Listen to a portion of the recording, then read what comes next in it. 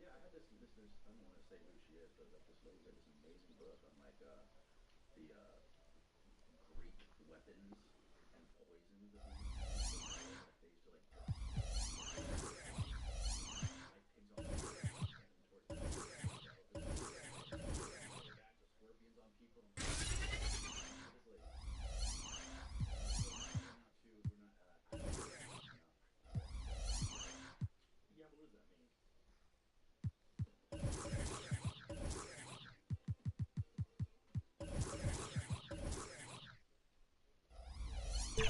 Chunky salsa.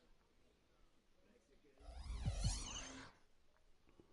Need an accounting degree that equips you for today's jobs? Think WGU. With input from industry experts, a WGU online accounting course will help you start your career today.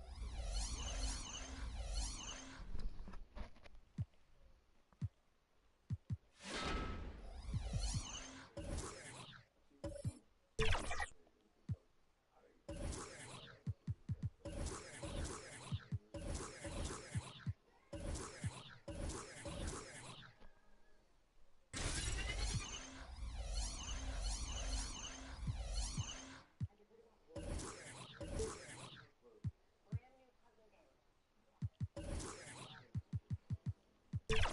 were Lock in, baby. no Wi-Fi. What about the phone? You sure? Free, no ads, no commercials. It's number 3 in the world in speed. Just love the sound of your voice. We're just human beings having a conversation. Here's the thing. Yeah. Come in and tell me what you know. Yeah. What's the big deal? Yeah. But you do a great job of like having both sides, which is really cool. Like you have like the crazy fringe people who are like educated, self-educated, but are very smart in a certain way, and then other people who like have the academic credentials to sort of like be a sounding board for that and to see like who's really full of shit. Yeah, you have to have all because there are some people that they're self-taught. They essentially just read shit tons of books and Yep. they're brilliant people, and just because they're not classically educated Mm-hmm. doesn't mean they're incorrect. And there's only one way to find that out. Guys like Randall Carlson, he's a genius, okay, but the knowledge that he has and the impact theory, the younger drives impact theory, and what probably ended the ice age and shaped a great part of North America, and how you could see it from space. And you can see when they look at the satellite imagery, it literally looks like things have been washed away. Yeah. It looks like massive water erosion. Like you Mm-hmm. can see the ripples in Yeah. the ground that are akin to what it looks like when the tide pulls back on the sand on a beach. Yeah. It all makes sense. And he knows so much about the actual science behind it. And he was talking about this a long time ago.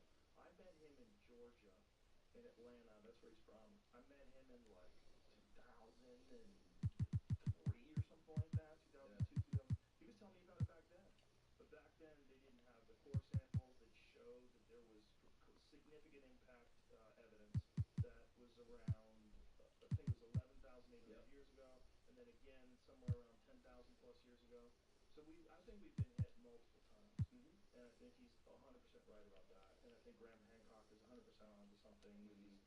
all this ancient apocalypse stuff, and the pushback against him is insane. They Yeah. throw every terrible phrase at him they possibly can, every pejorative, Mm-hmm. racist, white Yep. supremacist, all these crazy things. Yeah. I had Flint Dibble on the podcast. We talked about it. Fasco. Yeah, he's great. Yeah. I actually liked him. He's a nice guy. He was. When he's not calling you a When racist. he's not in front of a keyboard. Yeah. Yeah. But he's an anxiety-filled academic Yeah. who is, fighting very hard to push his very specific view of things, and Mm-hmm. he tries to silence other people that have Yep. opposing views. And the way he did it with Graham was really not cool. No. It was shitty.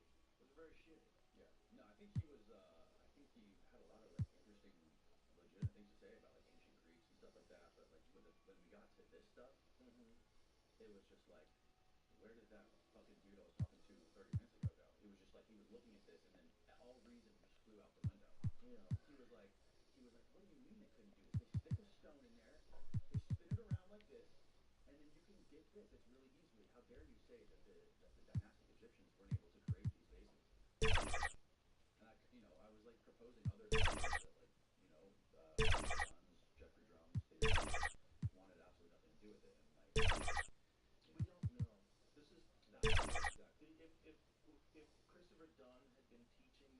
1800s, and people had followed those theories and built upon them, and this was academic, like in universities, this was accepted, and this was what they were teaching, and they were studying this, then he would be saying that. They would all be saying that. There's ample evidence that he's got a good point.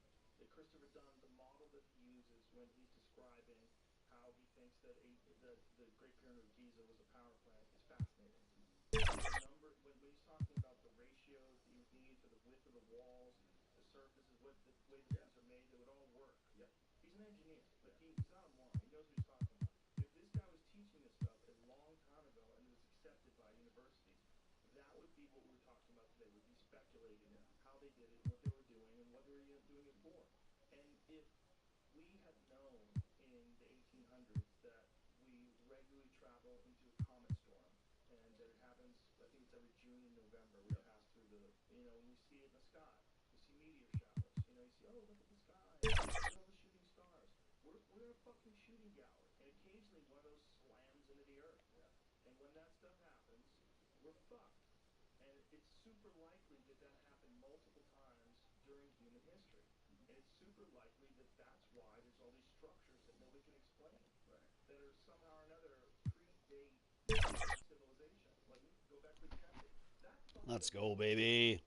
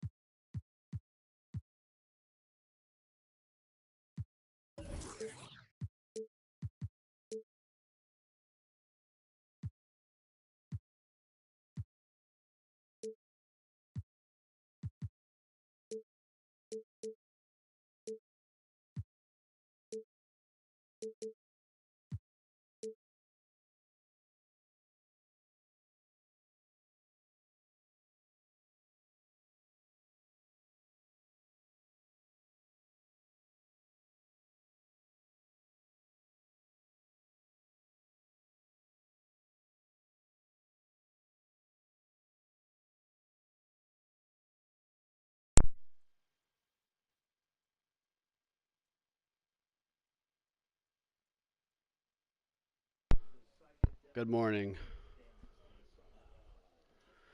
You're about to kick my butt, sir. Oh no, dude. I'm playing with a full Timberwolves team. I'm just trying to have fun. So you do your work. I'll try to stop you. Sound good? How do you have such? How'd you get such good players? How'd you get such good players? How much did you spend? Just tell me. I spent like 150, I think. Or 100. Here we go. Tip off goes Oh, to dude, we should play. You should play me on FIFA sometime. to the inside. And it's slammed in by Garnett. No, but I'd get into it. I'd play with you. Dude, the connection for this mode is so much better than the other version of 5-on-5, the Showdown. The online, or the weekend event, I think, that they do, or whatever it's called. Like, there's two different things you can do for Showdown. And here's Garnett. Can I guess you're, I feel like, are you African American in England? 6 on the shot clock. And that one's good. Russell. Dang it. Oh, you sound a little bit like a brother. Russell really improving as a finisher. You sound like a brother in a good way. I love black people. To Doncic. Iverson outside. No, they're more real than us whites. Picked up That's by for Russell. sure. Here's Williamson. Well, they were forced to be more real by being traded. So, Kicked it out to Williamson. like being a slave, having generations of slaves, that's And gonna there's the make shot you clock way more violation. real. Get the shot off in time. Just like that kind of life, that's horrible. You know, like how could you not be way more authentic?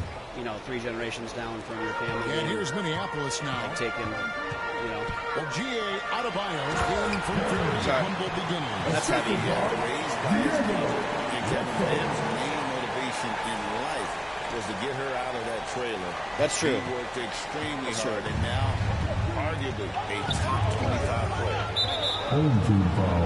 And he commits the intentional foul. Dude, I gotta add you as a friend. You're way too cool to not add as a friend. Are you on PS4? What? Or do you not want to be a friend? We don't have to be friends. Sorry. Now a timeout called by Minneapolis. Well, here, yeah. Yeah.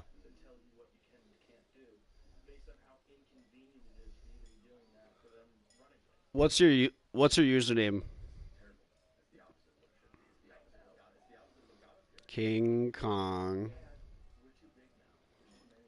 Easy. How do you spell easy? Like regular easy or? Oh, okay. Gotcha. King Kong easy. Cool, man. All right, let's go. And here in the first, closing in on 2 minutes play. Well, you have a good team, so I don't feel bad about kicking your butt. Is that fair? Good ball movement here by Okay, Miami. you're not going to quit? Pass to Doncic. Oh, cool. Me Just neither. five to shoot. Good And take. that'll be 2 free throws coming up. Officials on the call with the foul. Come on, I'm Miami talking to a guy from England. free throws of this. And he makes the first. I live at my parents' house, but I have to. Second free I throw, no work from good. home. To the middle. Pass to Beverly. For 3, Roy. Drills it from outside. I just got that card. I cannot wait to. Knocking it down from long range, wanting to be a bigger threat than him. And by Beverly. Outside Roy. Count the bucket coming off a perfectly placed assist. Do you run Boys plays? got 5. You run, bruv.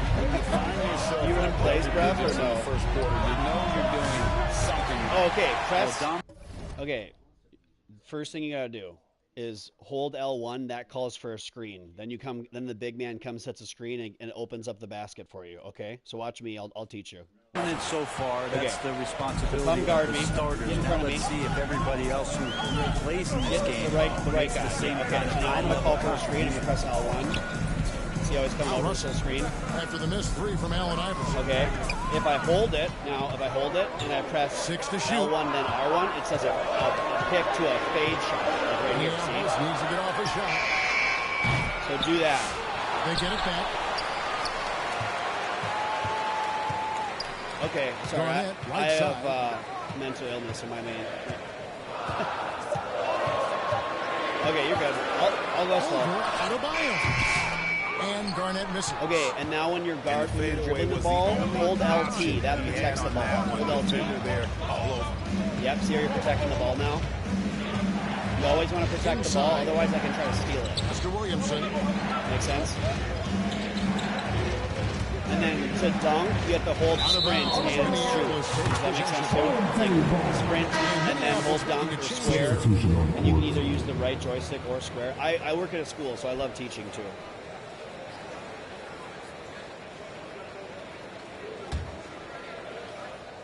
Okay, next thing I'm going to tell you. We're approaching about 3 Here's a play. So you're going to dribble up the court, you're going to press L1, tap it, and then you're going to press square. That's going to run the play called floppy. You're going to get a shooter run open for a jump shot. Watch this. Mr. Covington. See that? Takes a three. A new 14 for Minneapolis. Yep, so holding L1 calls for a screen, tapping L1 sets up a play. So try it. Go to Luka, tap L1, and then press square. We'll see if they and then go to the spot on the floor, it tells you to go. Like tonight, that all the hustle plays have meant so much to this team. Now just sustain some of that energy. Okay, 3 seconds. You got to shoot it, dude. Here's Petrus. All right, I won't talk as much as this play. Already a double-digit lead. Minneapolis leads by 13. The visiting team won. And so far through one quarter, it's been a lopsided game. We'll see if that changes here in the second.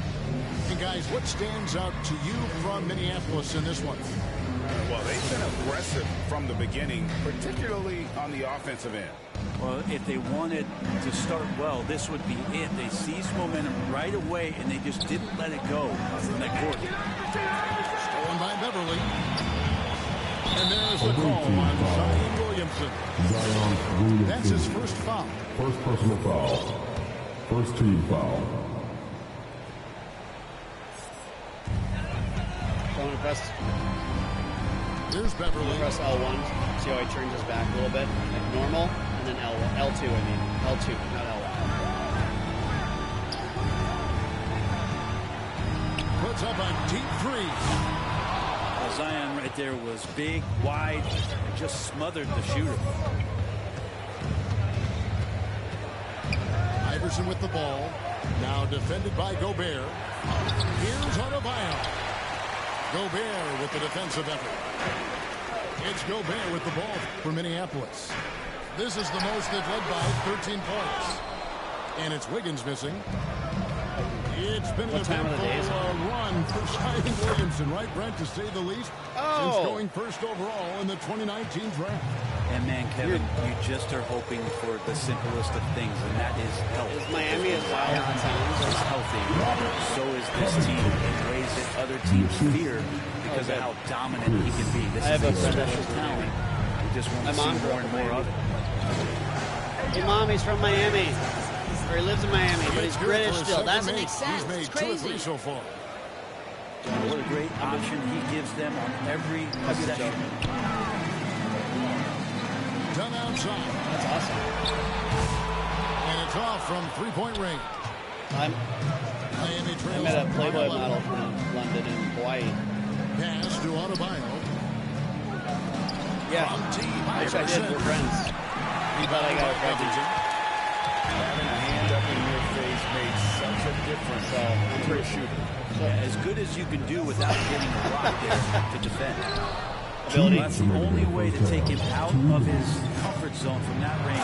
Nice, dude. Jersey, force him off the spot. So how long have you been playing 2K then? 3 weeks? Dodge it. Minneapolis. And you didn't know how to do a. You didn't know how to do a screen and roll. Beverly feeling it out a bit. outside Covington. Dunn, wide open, he fires. Gets the three-pointer to fall. Dunn's got himself going with the triple, his first basket of the game. If you want an intentional foul, just hold square. If you want an intentional foul. Minneapolis making a change But here. don't do it in the backcourt because it'll give me a free throw. Left to play in the first half.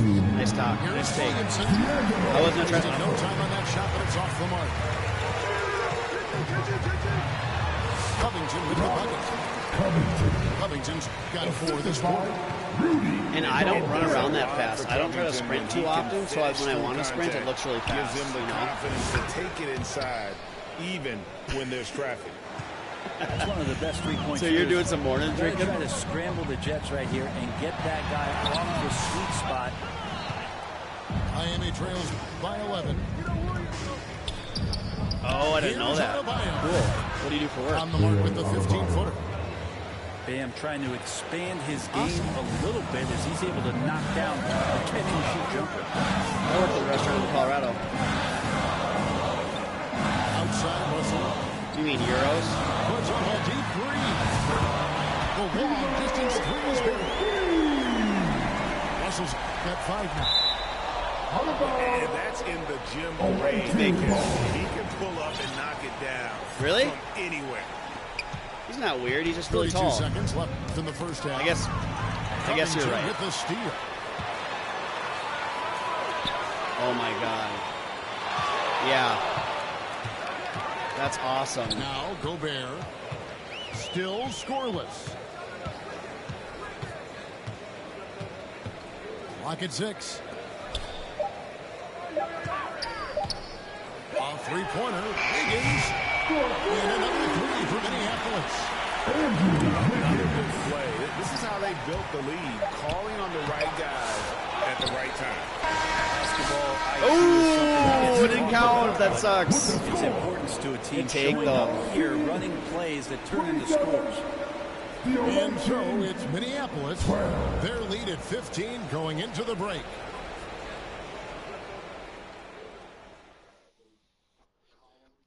Yeah. Oh, sure. Give me one. Give me one. And with the second half upon us, I'll control and talk like you if I want the to. route that it's threatening to be. Bruv, how's this, bruv? Hi, bruv, how's this, bruv? Thanks, but that is better. It's your ball, buddy. It's your ball. My bad, bro. Got you distracted off your wing wang. It's tough to come back from. Well, not making things easier on themselves right now, that's for sure. Russell from long range. Crikey, hell. Garnett. No, I know. I'll switch him. Beautiful reverse layup.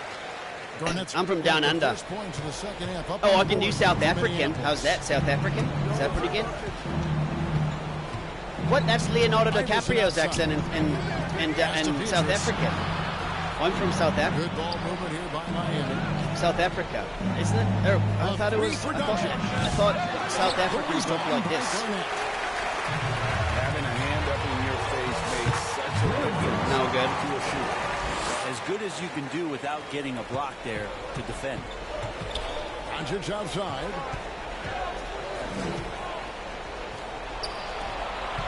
On the wing, Iverson. And they double up Iverson. It's hauled in by Minneapolis. When you are wrapped up that tightly in the mid-range, He's too tiny, dude. better off just moving the ball. Yeah, that's one where you hope if he gets in there the next time, he makes a different choice. Pass to Roy. Can't guard anybody. See? Oh, never Target mind. with his three. He's too little, I think. Miami trails by 19. And he's fouled pretty hard on that shot. That was He's got weird. the chance to pick up the points at the Second line. personal foul. It's on Anthony First team Edwards. foul. Yeah, that term unicorn kept coming up a lot with some of the draft picks that came into the league. Zion, absolutely one of one. What an incredibly unique performer. The first free throw is good. Greg, one of the best assets of Zion Williamson is his versatility. And the combination of power and skill, it's obviously unique. And Nice what steal. I love about him is he's making better and better decisions. He's become as reliable as he is explosive. Pass to Petrus. Pulls it up. Misses the jumper. And so it's Butler with it. He'll bring it up for Minneapolis. What's that? Left side, Edwards. Shot up to him. And it's really good to see Edwards. I like that's what it really works well in this game. Is you close out really hard. Becoming more consistent from that area. Doncic with it. Pass to Adebayo. And misses it off the right side of the rim. Roy, that's a two-pointer. And Adebayo sends it back. Oh, great timing on the swat by Bam. That's something the coach would love to see even more of. And now we decide to foul attention. Jimmy Butler. First personal foul. Uh-oh. My bad. Second team foul. Coming onto the floor for your Well, under 2.5 minutes gone by here in the third. And it's Doncic, top of the key. To the paint. Here's Petrus. Some solid defense from Butler. It's because Jimmy Butler's such a beast. John misses. There's a little bit of pressure on him, but not enough to cause him to miss a shot that's in that close. Miami no good on that time either. And Minneapolis has possession. They've only allowed 2 points so far here in the second half. For 3, Roy. They get it again. Out to Edwards. Outside Roy. There's the 3. Sinks the three-pointer. Roy's got 5 points now in the quarter. That's just a lapse right there. No matter what, somebody has to be there and get a hand up in the shooter's face. Excellent at dishing the rod. Luka with the nice feed. Edwards drawing the double team.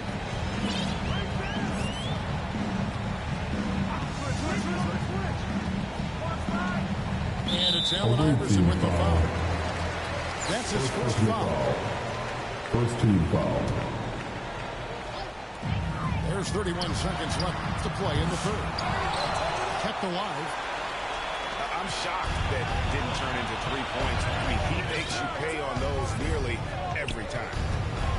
Out of bounds, Minneapolis takes possession. The body language right now is not looking good for this basketball They shouldn't let you team. do that. The game Obviously, might be no out one's of trying to reach, go out of but they bounds, have you to know? avoid mistakes like that. And really the smart thing would be to hold for the last shot. And every second right now is valuable to you. That should be their strategy. And that's what the pump fake's there for. Get your man off his feet and drive right around. Nice take.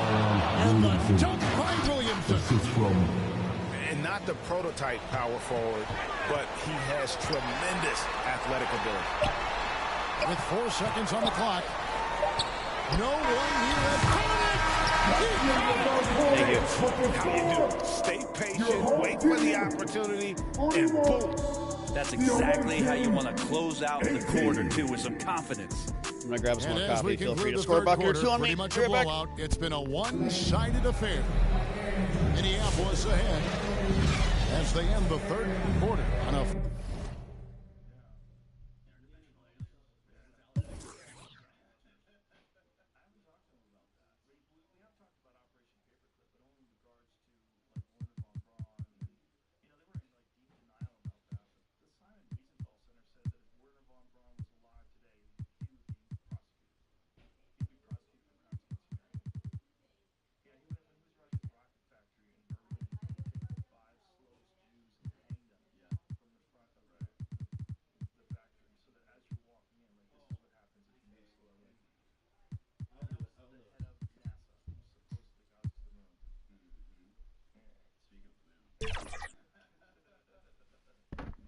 to 6 run. And we'll have the start of the fourth quarter for you as soon as we get back from this short break. Oh, sweet. And Yeah, one I don't quarter like how it to does go it in a for game you, that so to I always this switch point it off, has and then I not do been my an own. I evenly like fought to save my contest. good players for the end of the game. And So Zach do that. Randolph gets the whistle that time. like, I'm not doing it against you because you're fun, but like, if I was really trying to kill you, I would like not play Edwards or like Gobert or Garnett till the fourth quarter. Collins with it. Here's Dunn. That's Nene with the rebound. And here's Miami. Butler from outside. That's a cool card. The kick out to Odom. Oh, that's a sick card too, dude. Play that Odom card. And that one's good by Dude, Butler. a 6'11" small forward, you know, that's a rare first 3 card. points of the game. You know what I'm saying? And that's how you share the ball. So They got if I what were they you, wanted, I would put and Lamar Butler put Odom the as your finishing starting small touches on it. forward. Don't use him. Don't really use him. Use him as bait. You know what I'm saying? He's so big and scary that, like, I would think you're going to shoot with him every time, but then you don't, and he's just a decoy. Does that make sense? 5 on the clock. Pass to Beverly. Deflected by Randall. Oh, okay. An Okay. average I hear defender, you. but capable of wiping away shots. Randolph. Yeah, I'm not trying to in shove it great down your throat position either. that time. About a minute played here in the fourth quarter. Oh, not at all. You're nice, dude. Outside, Odom. That's not wasted. I get to play 2K against a cool British guy. Now here's Butler. And don't say you're trash at anything. That's just subconscious programming. Down low. Here's Nene. The kick out Like, to I don't Odom. say I'm trash at shit because I want to be good at stuff, you know? Pass to Jackson. You should, like, if you speak to Now yourself here's nicer, Randolph. like, you don't even know how Defended awesome by it could be in Beverly. like 6 months. Odom. Off target from outside. But I'm sure you are a sad person there, guys. Just don't talk yourself horrible. I just mean, like, you're actually not trash. You bought a game. You got sick players. Like, I'm just saying, hey, use the awesome ones, you know? It's all good. It's not black and white. Like, try it. Use this guy. Look how fucking huge he is. Dude, I'm playing a 6'9" guy, and he's 2 inches taller. Fires away from outside. Okay, seriously, just work on his game.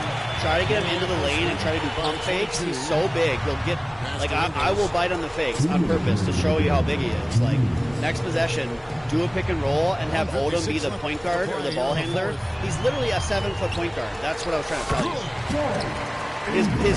So when he played in the NBA, he was like way before his time. So imagine like whoever was before Messi, like 10 years before Messi, 20 years, you know, or not like, sorry, he wasn't the greatest. Sorry, Odom had a bunch of drug issues. So like, but in this game, he's amazing. Left side, Randolph. You didn't. Stolen by Beverly. Here's Covington. Well, that shot off the mark. Well, Kim Kardashian isn't from Odom. the NBA topic I'm having, but Inside. yeah. Here's Jackson. Chloe, yeah, Chloe. And Jackson But throws it anyways, down hard. I would, if the next game you play, or if you want to play me in like a friendly game, because we can play friendly, that's really fun. You should put Odom at small forward or whatever, and then just put every best shooter you have at every other position. Go to Odom, clear it out, have pick and rolls with Odom, and then you will literally be scoring every possession. Covington shot is off. Well, he's a guy that Seriously. count on to produce Like- from the mid-range. Like, I'm not trying to be He annoying, doesn't but like miss right now, if too I had your many open team, looks I'd from be like, there. why am I not going to Odom? Why am I not going to Odom? He can literally create any shot he wants. Look at him. He's huge. Aston and A. But next time, go into the paint. Here's Odom. That three off the mark. Next time, before the end of the game, get into the paint with him and pump fake and see what happens. And see how clear, look how open it is when you pump fake with Odom down in the paint. Covington wide open. He fires. Again, Covington missing. 35 seconds left in the fourth. Here's Odom. Yeah, dude, he's so sick. And slam He is dunk like, by Odom. he is literally, as far as 2K goes, he is 6'11" Magic Johnson. That's all I'll say, okay? Literally, you have 6'11" Magic Johnson. You know how bad I would want that? Well, I want Larry Bird, but that's a different story. Here's Hollins. And another miss by Minneapolis. Yeah. I'm going to try to stop you. Try to score me with Hull. Look, I have a center on him, and he's still almost as big as him. You know what I mean?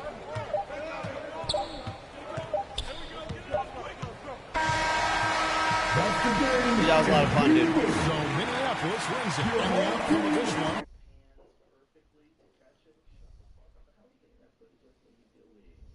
This is 1969. You're on the phone with Richard Nixon from the moon. Are you out of your fucking mind? Is this supposed to be real? Yeah. This episode is brought to you by the Farmer's Dog. I think we can all agree that eating highly processed Was never intended. And boy, they really put in a supreme effort. It just an ultra-processed food.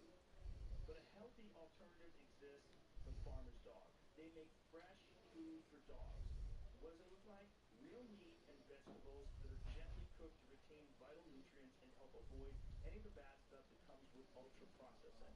And it's not just random ingredients. Felt like once they had that lead and it was comfortable, baby. they were not going to relinquish it. And that about wraps it up.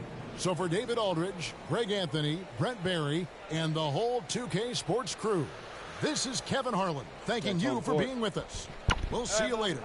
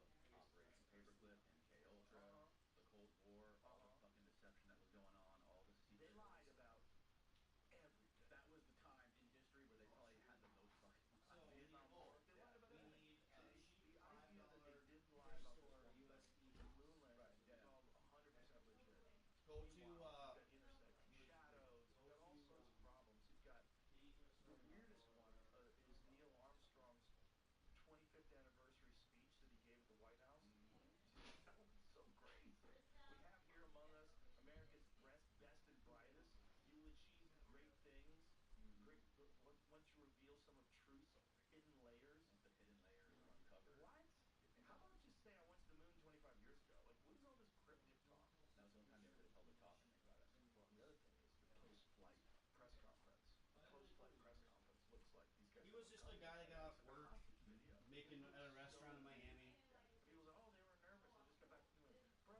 What'd I say? Oh.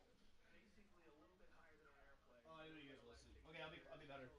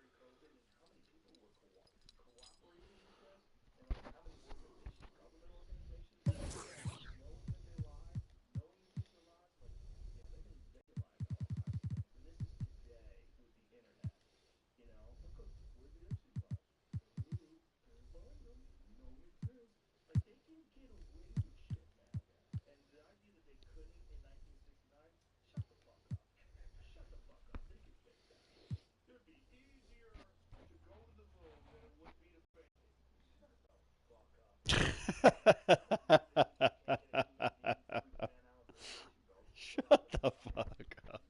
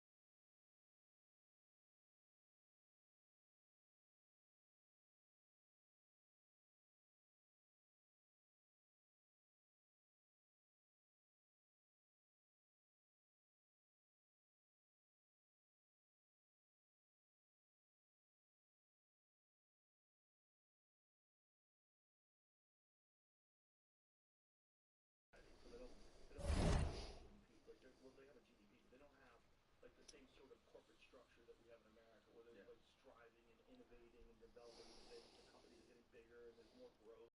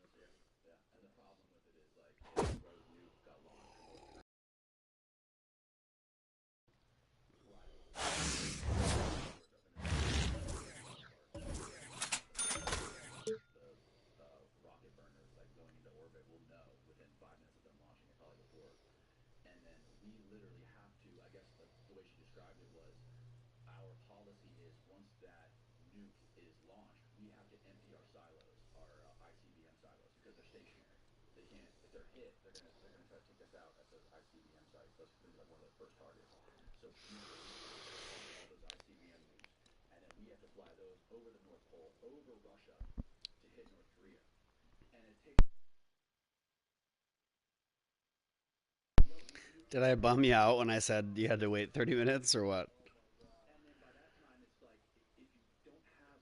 Oh, I thought you were like, ugh, I gotta wait. Oh, never, cunty. I just meant like bummed out. Let me invite you. Let me change my lineup, and I'm gonna smoke a quick marijuana session, just like for like 1 minute. Okay, cool. Let me fix my lineup, and then I'll get blazed up, and I'll. Actually, I don't even really. I'm gonna change like. I don't even know if I'm gonna change anything. Let me just look real quick.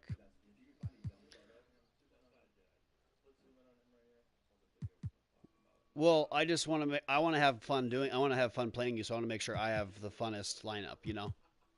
I'm looking at all 15 players, and I don't even know who would switch out. So I'm just looking quick.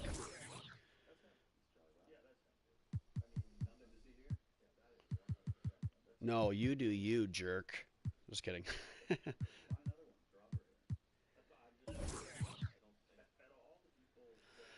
So my South African isn't good, you said. Down under, is that better? Down under?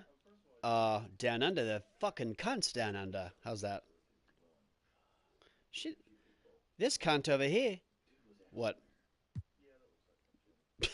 Yeah. I was born in it. That was trying to be my bane. Hey.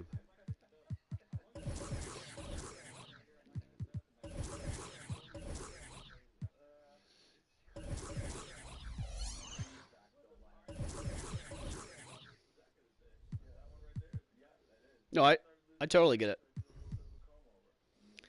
Totally. 1 second. Almost ready. Oh, I still gotta smoke weed. I'm just doing my lineup. I gotta smoke, dude. Otherwise, I can't have any fun. Just kidding.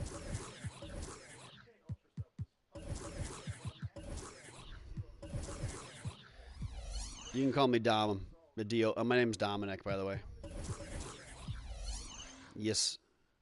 Izzy. Ismael is a pretty fucking badass name, dude. Not gonna lie.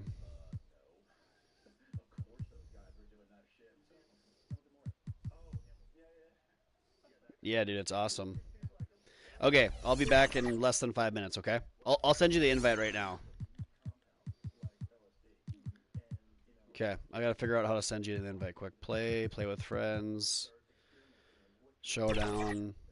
Okay, I'm gonna send you an invite. Okay, just sent you an invite. Be back in 2 minutes.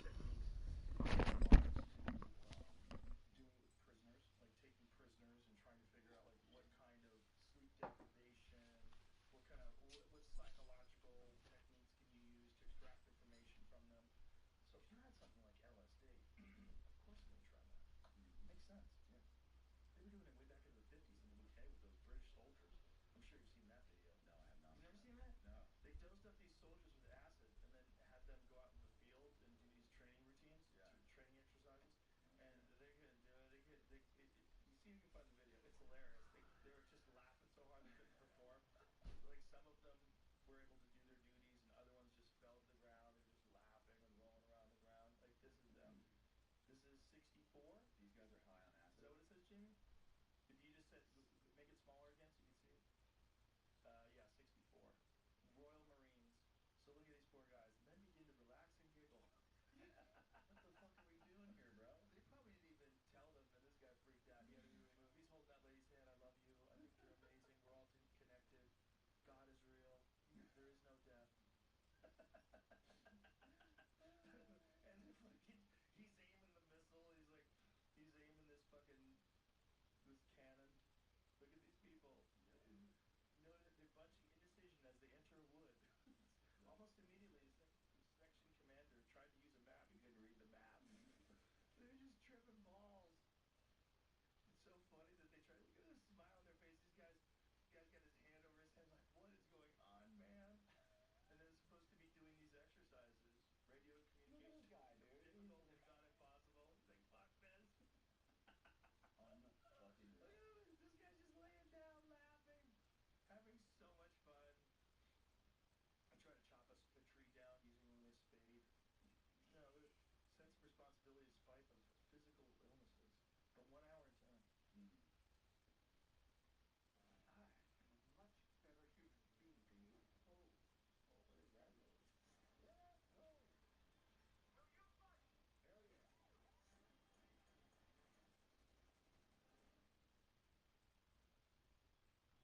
You're one of those people that saves money by watching the ads. You must be kind of like Kayak. Kayak prepares hundreds of travel sites to find great deals on flights, cars, and hotels. Kayak, there's one and done.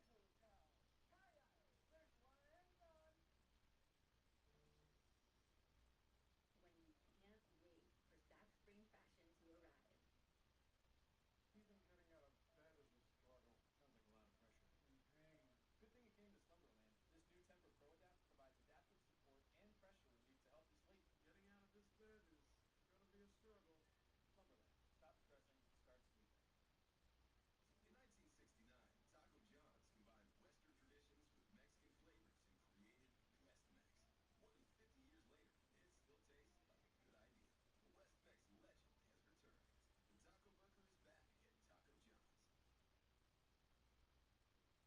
Imagine what they're doing now. Those guys are dead. There's yeah, the that DARPA grant that went to University of North Carolina to figure out how to take the psychedelic trip out of LSD, I think it was. Yeah. They're trying to make super soldiers, right? They're trying to make them so they can.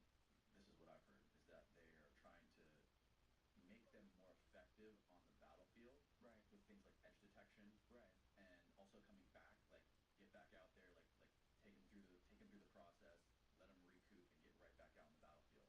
To where if you could get all the benefits of the psychedelic without the trip, Right. would you get those benefits, and would it be useful for soldiers in combat? You know, it's an interesting idea. Well, the Vikings took mushrooms, or the berserkers. They would take mushrooms before combat. Yeah. I mean, it does make sense.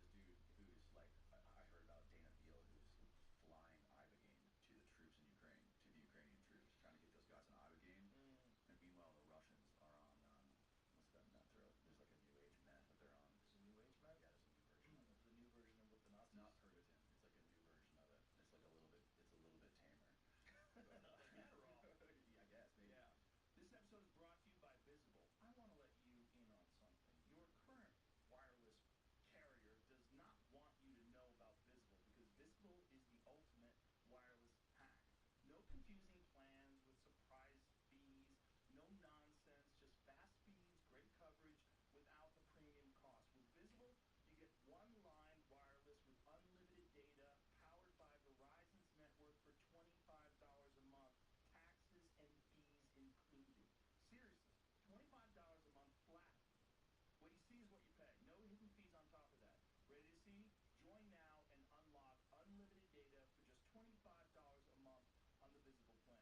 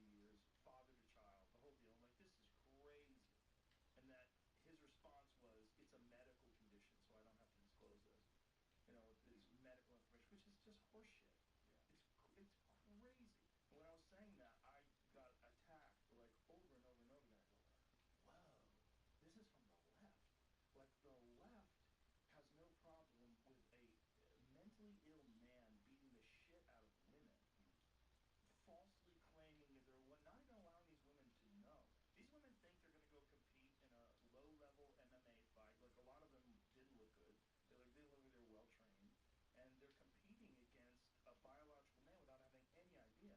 One of them got a fractured skull. You know, it's like, that's when I would realize, like, oh, this is just a cult.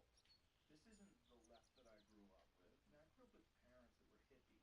And so, like, my whole life I was left wing. I felt like that was the only way to be. But when you see the left allowing this bizarre loophole where perverts can pretend to be women, compete with women, fight with women, beat them up, be in their locker rooms, walk around naked with their dick hanging out, no one can say anything.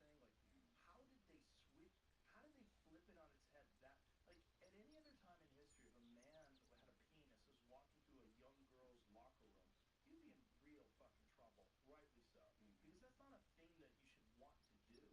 That's a weird thing to want to walk around naked with your dick hanging out in front of a bunch of women. That's a creepy sexual thing. Period. Yeah, unless you're like Nero, you're not doing that. Yeah, even Nero. Sick fuck. But like another thing Gavin was pointing out, he was showing me this New York Times, or not New York Times, this Time magazine cover from like a couple months ago, and it was all about how tomboys are going extinct. You seen that? Yeah, It's incredible. Yeah, because they're turning them all. They're cutting their tits off and turning them into boys. And then giving them fake dicks. I was watching this operation today. You watched an operation? I watched, excuse me, I should say this. I was watching a video in the post-op. I saw images of the operation. That was enough. But it was this poor person who decided they wanted to pee standing up. That was all they wanted from this fake dick. So they have these enormous scars on their leg where they take a giant chunk of flesh out of your thigh and roll it up and make a penis out of it. And they had to do it to both legs for some reason. Maybe one of them didn't work real well. But how old was this person? They sounded young. They didn't show their face. You know, it's fucking insane because a lot of these people, unfortunately, are autistic, and then there's this other factor when you give them testosterone, it does alleviate anxiety because all of a sudden, you know, you have this new hormone in abundance in your system, and you feel different, you feel better, you feel more confident, which is like the same way men feel when they have more testosterone. It's like then all of a sudden you're like, oh, this is who I was all along. Like, no, you're taking a fucking compound that's forcing your body to change. Like, this is not who you were. You're not affirming your identity. You're doing something that's altering your hormonal structure and turning you into a man. Like, it might feel good, but this is not like your true self. This is crazy. Like, I'm not saying you shouldn't be able to do it. If you want to do it, if you're a woman and you want to take testosterone and be a man or be more manly, I feel like I don't know if it's the best decision for you, but I'm not you. And I believe in freedom. I believe in 100% human freedom as long as you're not hurting other people. Yeah. My beef with it is like it translated into them invading women's spaces. And, you know, that's crazy. That's crazy because you leave the loophole for perverts. There could be a lot of them that are legitimately trans people that feel like they are in the wrong body and they want to live their life as a woman. And when they live their life as a woman, they feel healthier. They feel better. They're happier. And also, crazy people. And if you don't have a way of determining who is just a pervert who just wants to hang out in the women's locker room and show everybody his dick, and who is a legitimate person with gender dysphoria, and that's the other thing that, like, Tucker had a really good point about this. He said if someone has anorexia, you don't tell them, yeah, you're fat. Yeah, you're fat. You're right. You're correct. Even though you look like a skeleton, you need to lose weight. No, you tell them you're mentally ill. This is incorrect. You're not overweight. In fact, you have body dysmorphia. You can't see what you really look like, which we know is a real condition. Like, it's a real condition with anorexia. It's even a real condition with bodybuilders. It's a real condition. A real condition when people get plastic surgery, where they get crazy lips and crazy cheeks, and they can't see it. They can't see it. They can't see themselves.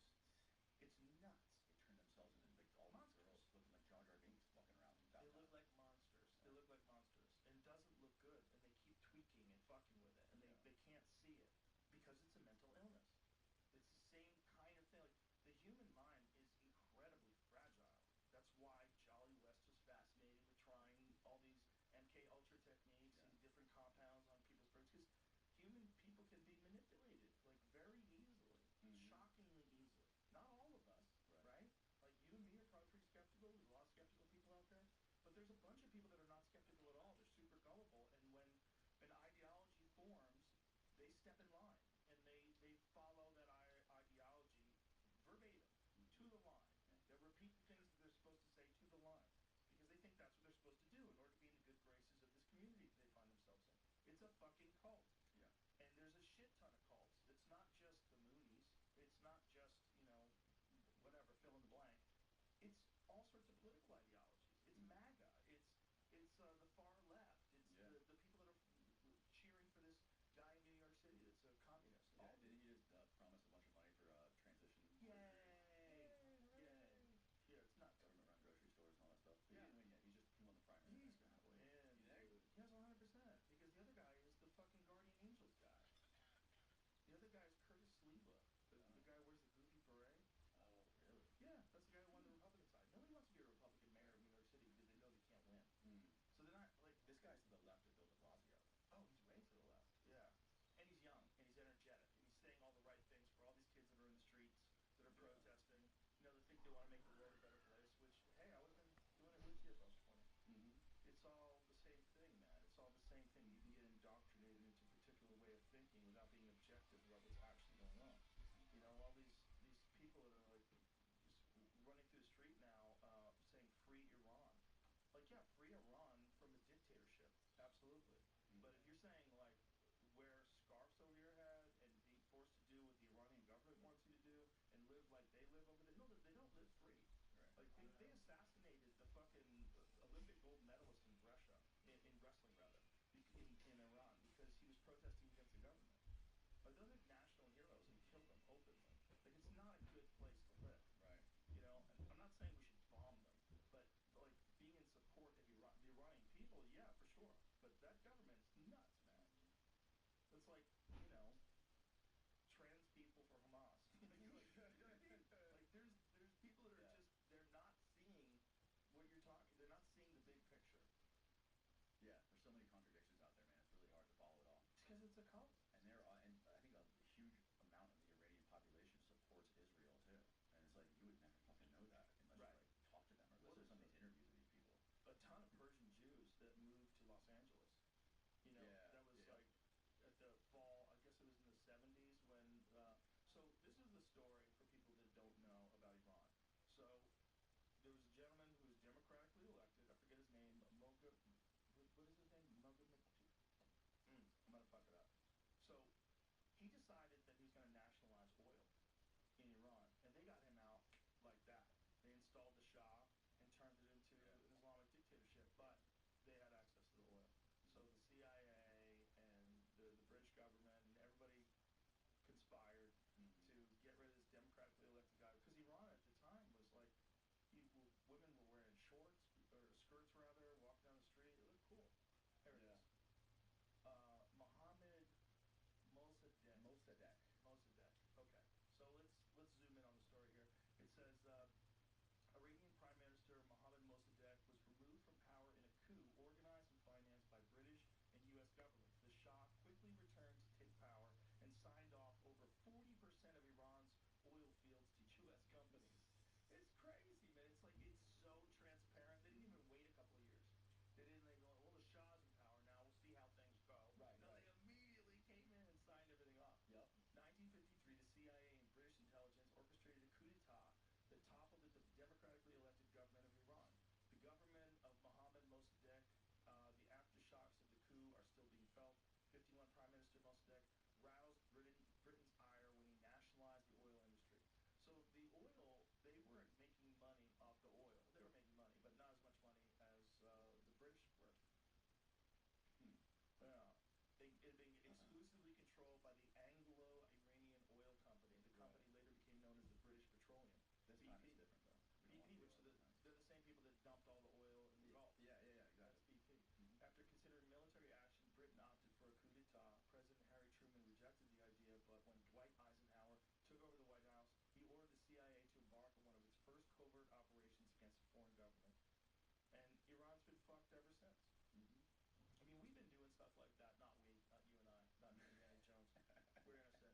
But the United States government, especially the intelligence agencies in the days, before they assassinated Kennedy, they were doing all kinds of wild shit. Oh yeah. And we're done now. We don't do that. They don't do that shit anymore. They definitely don't. No. They would never. They don't give a shit about the oil over there. No, this government's America first now. We're legit. America first. It's crazy history, and we don't know the history of why are we now the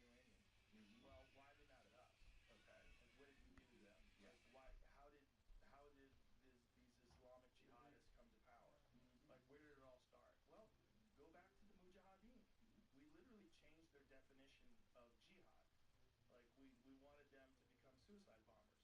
We wanted them to do things and martyr themselves. So it was the original definition of jihad. Look this up, but I'm pretty sure it was a war against your own vices. This is Really? Yep. Yeah.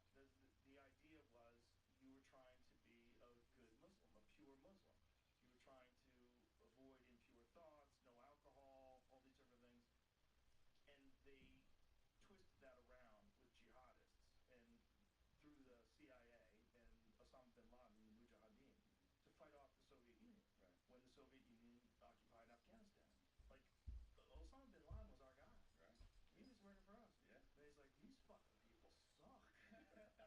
Yeah, there was a story how his like A pancreas struggle against the enemies of Islam, a spiritual struggle within oneself against sin. Greatest jihad. Yeah. It sounds great. Isn't that interesting? A spiritual struggle within oneself against sin. Yeah, I mean, Yeah. just reading it sounds So like it seems like You it's know, it's more like than when I was one younger, I thought definition. Valiant So meant like, the other wow. one is declared a jihad Like, against just- the scroll back down here. Struggle or fight against the enemies of Islam. No, So it's it's like, two hey, things. same team. But they made Let's it, have a good day. you know, Try it again, yeah. you know? they did a lot of mind fucking to those people, posture. and they put them on a war that they couldn't Yeah, do Dad, you again like, you're to try literally to do the like a same C right thing now. It's like that they were doing with the hold it rocket up and program you and like everything else. They were test trying your to shoulder and outspend strength a little the bit, Soviets. you know, like They were trying to bankrupt us. challenge yourself in a That part of the static world is just position like where you don't move, but it's how still much of it has to challenging. do with the fact that we've been occupying that area, that part of the world for so long, and like going out there, killing all the bad guys, and then the kids and seeing their families being slaughtered, and then like, okay, we're going to eliminate terrorism, let's take out these bad guys, but then the kids grow up and you realize it's just a hydra. You cut the head off and 3 grow back. Well, if you want to be even more cynical, we pay them and we arm them. Yes. And we left behind billions of dollars of shit Yeah. in Afghanistan that they use for parades now. They drive down the street with our shit. tanks. Yeah. They have our Black Hawks flying overhead. That's all the shit we left. Billions of dollars. Like, you couldn't have got that out? Well, do you think they leave it there so that these people are always formidable and they always leave open the door to go back in? Yeah. I think so. I think that's.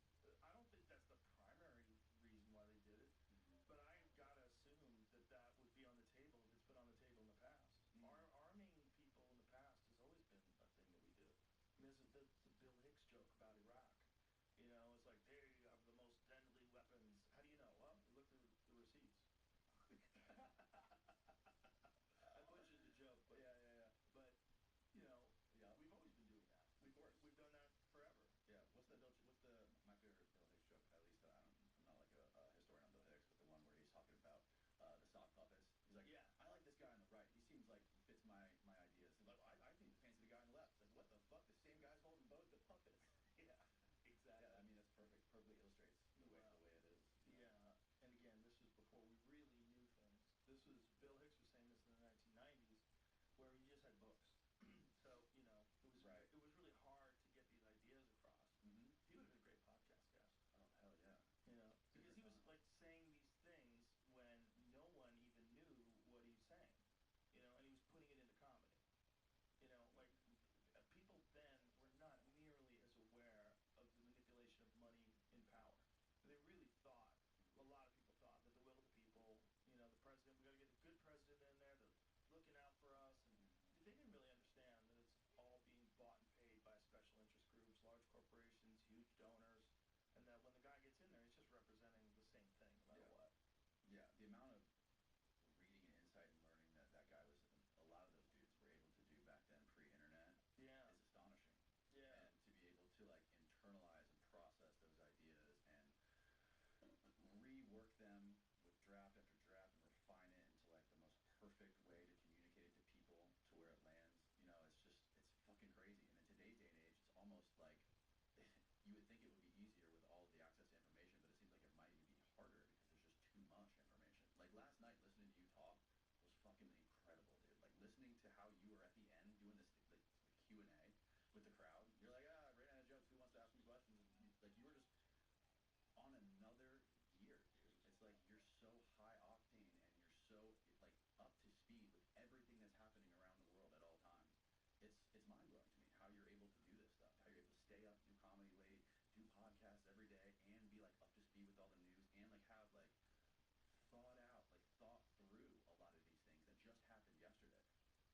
fascinated by that, dude. Well, that's all I do. You know, when you only pay attention to fascinating things, like things that are interesting to you, and they're also interesting to the audience. But I mean, I don't have a regular job, right? So this is my job. It's my job to kind of pay attention to stuff. You know, and have opinions on things. And then the tricky thing is taking those opinions and trying to make them funny. You know, trying to like put it in a way that's going to be hilarious on stage. What do you think about this Diddy thing that just happened this morning? Kind of crazy. You know, I'll tell you what, Kurt Metzger called this from the beginning, and especially when he found out that Comey's daughter was going to be the judge. Did you know that? No, I did not. Yeah. Wasn't she the same judge on the Ghislaine Maxwell case? Yeah. Oh yes, I did hear that. Yeah. Bro, where's the videos? They were telling us that videos going to come out, incredibly high-profile people doing horrendous things, evil things. People are going to go to jail. People are going to be shocked. Yeah. Where? Right. Nothing. Well, like, zero. my thing about the Diddy thing is like, I don't really give a fuck. These people are they're of age. They're like 18 years old. And is it shitty what he's doing, trying to like use people and leverage them into do these weird sexual things and like sick shit, just the most sick shit you could possibly think of. But like the way I look at it is these people are using this Diddy stuff. All it does is like take away from the real child trafficking that's going on with like underage kids, right? There's like what 300,000 something like missing kids. Like talking about Diddy and his oil parties with these 18-year-olds, like, do I think it's good? No. I want to beat up their dad, but other than that, I don't really give a fuck if there's like 18 to 19-year-olds that are doing this, as long as they're not being like actually like physically raped. But I mean, it seems like what's going on is just like this weird cultish thing where they slowly get creep closer and closer and closer to this thing. Like, oh, I'm here now. All these famous people are here. They're doing this. Like elaborate parties, lots of money, everything you want, the golden carrot at the end of the stick. Right. So the thing is, he's not even being charged for any of the things you just brought up. He's not being charged for blackmail, which is kind of crazy. Because like, what did they do? Why did they tell us that there was all these videos of all these high-profile people and then silence, and then it never comes up once during the trial? There's none of that stuff in the trial. In the trial, it was his ex-girlfriend Cassie. They were talking about. So like, he's up for these 2 charges left, and it's like prostitution, something. It's like nothing stuff. It's like stuff that he's going to go to jail for like 5 years, if at all, and probably won't. Right. And he's already been in jail for. So what is time served now? It's over a year, right? Yeah. No, I think he's gonna walk, dude. I think he's gonna walk too. And this is what Kurt Metzger called a long time ago. As soon as he saw that it was Comey's daughter, he was like, "Oh, he's gonna walk. Trust me, he's gonna walk." There's a bunch of high-profile people that are connected to this. Yeah. They're covering it all up. If he goes down, they go down. So he's not gonna go down. Right. So that's the thing. Like, if he really did have like really wealthy, high-profile people at his parties, which we know he did, you know. Diddy prosecutors abandoned multiple allegations against rapper days before trial's end. Hey, he says, hey, remember I called it? This is Kurt Metzger on Twitter. Because James Comey's daughter is the prosecutor. Remember how well she swept up on the Ghislaine trail? Yep. Hey, who else called it? Yep. I can't be the only one. Yeah, he called it. Yep. He called it in the fucking. He called it in the fucking green room of the mothership. Right when he found out, he goes, he's gonna walk. I'm like, what are you talking about? Have you heard these charges? Yeah. He's going to go to jail. Yeah. No, Metzger was right. Mm-hmm. Yep. And then we I don't know what happened with Ghislaine Maxwell. And you don't think they could fake the moon landing? Yeah. Shut the fuck up. Shut the fuck up. They got videotape, and all of a sudden they don't. You know, you got the director of the FBI on the show saying there's no tape. If there was, nothing you're looking for is on those tapes. Like, what? Why did they say there was thousands of hours of tapes of people doing horrible shit? Why did they say that? Right. Didn't Pam Bondi say that? What, are you talking about Epstein or Diddy? Yeah, Epstein. Yeah, she said it literally, I think a week before you had the FBI director sitting here telling you there was nothing, right? She said something about that there was like thousands of hours of tapes of people doing horrible crimes. There is. And didn't the FBI dude say that there was nothing? Cash Patel said there's nothing you're looking for. Oh, okay. Okay. I mean, what am I going to do? I'm going to push back. Right. No, of course. Obviously, he's saying what he has to say. Right. Mystery surrounds the Jeffrey Epstein files after Bondi claims tens of thousands of videos. Tens of thousands. Jesus Christ. Tell you what. Oh my God.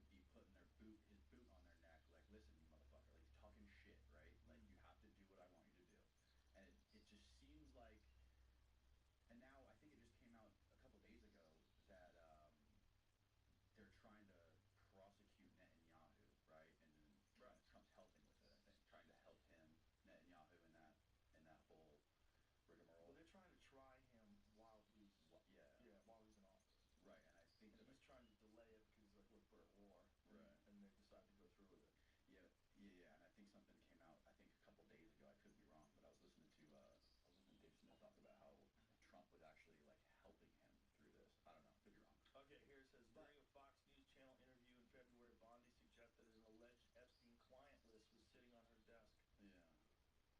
Well, the list is one thing, right? I mean, there's so many people on the list that are probably innocent. But They just went to the island for a party. No, there's gotta be a fucking overdrive. There's gotta be. Sitting in Tel Aviv right now. Yeah, that's listen. They asked Ghislaine Maxwell's lawyers what their shit was. He had like 100 cameras in that penthouse, in every single house. You know his house is for sale in New York? That's amazing. Yeah. And should make that a podcast studio. no, my wife found it on Trulia or whatever it is, one of the apps, and she's like, "Look at this view," because we were in the townhouse. Yeah, like it's not a townhouse. It's a house. It's like it's a big ass house. It's like multiple stories. The one right across the street from Central Park. Yeah, that one. It's for sale right now. How much? I think it was like 60 or 70 million, something like that, which is what it's worth. But who wants to live in the Epstein house? First of all, if I bought that house, I'd want the Clinton painting. Can you give me that painting? Yeah. Clinton in the It's blue gotta dress? come with all that shit I have inside. to have that painting. I want George Bush with the Jenga towers and the paper airplanes. I want all of it. And then the lady just died too. The lady got hit by a car. One of the witnesses. Yeah. One of the Jeffrey Epstein witnesses. And then apparently she had like a husband who was abusing her. And you know, people like to. It's just like people like to use this stuff as like a political football to like argue for whatever they believe in. And also, when you get rich, powerful people. So here's the thing that happens with rich, powerful people. They can't go anywhere, right? If you're, like, say, a Jeff Bezos type or someone who's like an Elon Musk type, which is, and I'm not accusing them of anything. I'm not saying. I'm just saying at that caliber of celebrity and that caliber of prominence, you can't go anywhere. If you're Bill Clinton back in the 80s or the 90s, whatever it was, you can't go party. You know, everybody knows who you are. You got to be protected, right? But you want these experiences. And so you have these guys, like a Jeffrey Epstein type guy, who works with the elite of the elite clientele. It's all movie stars, big-time politicians, world leaders, scientists, Nobel Prize winners, and they all meet together and have fascinating conversations and cocktails, and there's beautiful girls everywhere. Of course. What a great idea. Right. And if you're naive and you don't understand honeypots. Here's the quote from Maria Farmer, who was one of the accusers from what was inside the house in New York. Okay, she said, there were monitors inside this cabinet. I looked on the cameras, and I saw toilet, bed, toilet.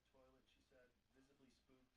Like, I'm never going to use the restroom here, and I'm never going to sleep here. You know what I mean? It was very obvious that they were, like, monitoring private moments. Yeah, of course. Yeah. Maria Farmer was the one who worked at Epstein's office in New York, I think. And this was the house, Jamie?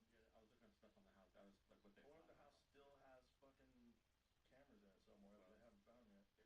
Definitely, don't know. Yeah, you'd have to scan the shit out of that house. You'd have to take the walls apart. There's probably listening devices inside the walls. And who knows? If this was like really an intelligence operation, yeah, they probably had that house fully wired. Maria Farmer, I think she was the chick who was working the front desk at his office in Manhattan. And this is like a funny example of like what I like to do. My mom is super left wing. She's has her degree in fine arts, and she still is like an art professor. And my dad is an ex post office worker, and he's only watches Fox. So my dad only watches Fox. They're divorced. My mom only watches CNN. Jesus, why didn't they stay together? How weird. Who knows? And I like to like take things that are happening and then controversial things, like for Epstein's example, and I like to just like call my mom and argue with her, like argue the right wing side against my mom's point of view on Epstein, and then I'll call my dad and I'll make the same argument towards the opposite argument towards him. It's like a fucking thought experiment or like a critical thinking exercise. You use your parents. And my mom, you know, she'll be like, of course,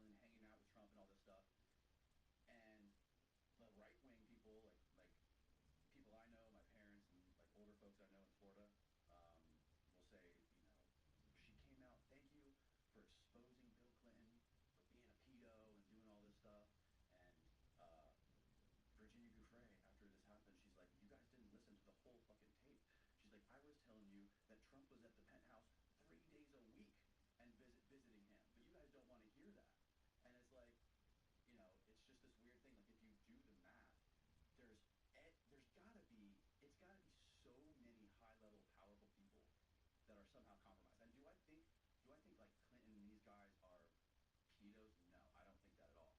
But if you were Jeffrey Epstein, you would.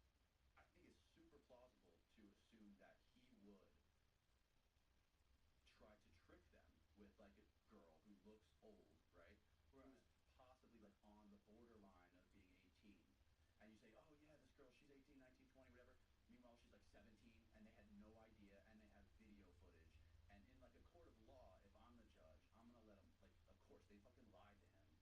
And this is not like some young girl, obviously, but they lied. Yeah. But like in like the court of public opinion, you're never gonna win in that case, right? Like Right, if that comes out, you're fucked. You're fucked. I mean, you're fucked if you just go into the island and bang hookers. Like, it's like Yeah. they're of age. It's still like whatever he was doing. You preyed on people's desire for experiences and vice. Yes. And all these powerful people who, again, they can't just go call a hooker, and the hooker goes, "Oh my God, I just blew Bill Gates. This is nuts." You know what I mean? Like, you can't trust them. So you have to trust someone who really has a lockdown organization, and they felt like he did. Yeah. And that's why they all hung out with him even after he got arrested. This is what's crazy. That is crazy. A lot of Bill Gates meetings with him were after he was prosecuted, and he got this little slap on the wrist, and he got essentially home detainment, and I think he had to do like weekends at the jail. Like it was like Yeah. crazy for underage sex, for what's supposed to be a felony. The whole thing is crazy. And then when there's one reporter that really chased it down, I forget her name, but she really looked into it, and that's when they opened up the second case, the second trial. Vicky Ward. And was she from what paper? Vanity Fair. So she was responsible for like, because she was like, this is insane. Like, what's going on here? And then there was the sheriff that had arrested him, said that was told he was intelligence. I mean, you gotta think, man, if a guy like that is running these kind of parties with all these rich and powerful people, how many different worldwide decisions can be manipulated because of these people and the compromises you have on them? Right. It's really a brilliant thing to do. Yeah. From an intelligence perspective. Yeah, it really is, man. And like the way that the world is shaping out now, and this like rise of Jew hate online is, and I think a lot of it's bots. I think it's coming from every angle. I think it's probably a lot of propaganda and bots coming from Iran, coming from Israel, Saudi. Who knows where it's all coming from? It's just such a confusing crock of shit on the internet. But like, on one hand, they were able to pull off some incredible fucking operations. And, on the other hand, we get mad. Now that it gets exposed, we get mad that they have their hooks in us, and the people that are in power, whatever the politicians are, the puppets, just like bend the knee to whatever they're doing. And it gets exposed when people like Tucker did that interview with Ted Cruz, and he had him on his heels the whole time. That was incredible. That was a fucking a biblical fucking interview with Ted Cruz, and that really like pulled the mask off, because like if that guy is explaining his position on Israel being in Congress, and that's his number one thing that made him want to be a congressman. It's like, what are all these other people doing then? Like, if there's all this money, you can see the receipts, how much money they're being given by these lobbies. But like, how mad can you get because we let them do it? They're legally allowed to do it. Yeah, you can be mad, but you really should be mad at the politicians. Yeah. The corrupt politicians, and how many of them there are. And like, look at the mayoral race, where they all were saying, my first trip, I'm going to go to Israel. Oh yeah, except for the dude, what's his name? He said he was going to save New York. The communist. Oh. Yeah. It's like, I'm going to take care of the Jews in New York. Boom, checkmate. That was it. That literally won it for him. Because everybody else was like, what are you guys talking about? Like, New York is fucked. Take care of this goddamn city. Why? What's this loyalty and allegiance to Israel from the New York City mayors? The people that are candidates for mayor, like your number one concern is Israel? That seems odd. Unless you're getting a ton of money. Unless they have some video footage. Yeah. The more I think about politics and just look at the news cycle every day, I just feel like I get dumber. It's a dumb business. It's a dumb, dirty business. It really is, dude. It's just like sometimes I'm just like not motivated to read the daily news. Like I was 24/7, 365, and fucking talk about it all day is draining, dude. Yeah, you can't. It's bad. It's bad for you. Yeah. That's why people that are on social media all day, they're poisoned. There was some study recently. I think it was Colombian. I forget what university, but they paid people to stay off social media for a certain amount of time, and they said that the results were superior to therapy. See if you can find that. So they, I think a large percentage of the mental illness that we have in this country is greatly accentuated by social media. I think people that are on it all day, I think it's extremely addictive. I think the conflict raises the whole anxiety that you have about conflict in society. Stanford paid 35,000 people to find out if quitting Instagram made you happier. Yeah, this is it. And so what was the results? Landmark study on digital well-being. Yeah. Ran 2 parallel experiments with Facebook and Instagram as prospective focal platform. For each focal platform, Meta grew a stratified random sample of users who in the U.S. were aged 18 or older, had logged in at least once a month, or at least once in the past month. From August 31st to September 12th, Meta placed survey invitations at the top of these users' focal platform news feeds. Study explains on Facebook, a total of 10.6 million users were invited to the study. 673,388 clicked the invitation, and 43,249 were willing to deactivate, consented to participate, and completed the enrollment survey. Yeah. Of these, 19,857 completed the baseline survey, could be linked to the platform data, and had at least 15 minutes of baseline use per day. So what was the results?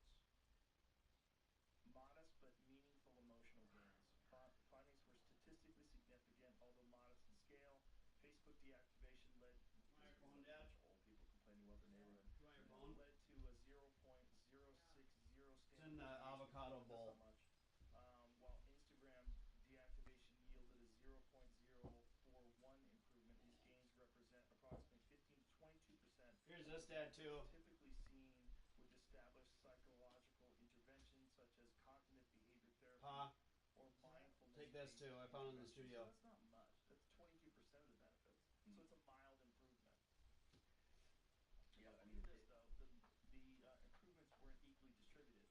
Adults over 35 saw the most substantial benefit from leaving Facebook, whereas young women under 25 experienced the most emotional uplift from an Instagram break. You know, women are getting fucked by that because they're constantly comparing themselves to or altering filters and fucks with your self-esteem. I just think overall it's not good for us. No. And there's a large percentage of our society is addicted to it. And it's new.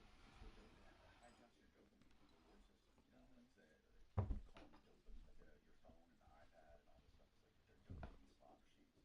And like the way they fuck up your circadian rhythm, like when you're laying in bed at night scrolling, and how that blue light in your phone just like pumps your brain full of energy and you can't put it down. You're just addicted. Like every scroll is like another hit of the crack pipe. You know, A baby hit too. It's not even like, ooh, it feels so good. Right. You just gotta keep doing it. Most nothing. Never. It's like just a little. What's that? Oh, how weird. Yeah, and it like turns off a part of your brain too. Like it turns off the thinking part. You know, where like you just keep doing that thing and you're waiting for something good to hit, something more to like charge your. And it never comes. It never comes. But Right? you keep doing it. And until you like fall into the You're a fucking gold miner in a barren creek. Yeah. And just constantly gold mining. One day gold. One day I'm gonna find gold. I'm gonna find enlightenment on my Instagram. You know, you're not. No, I think it's definitely atrophying the human brain. 100%.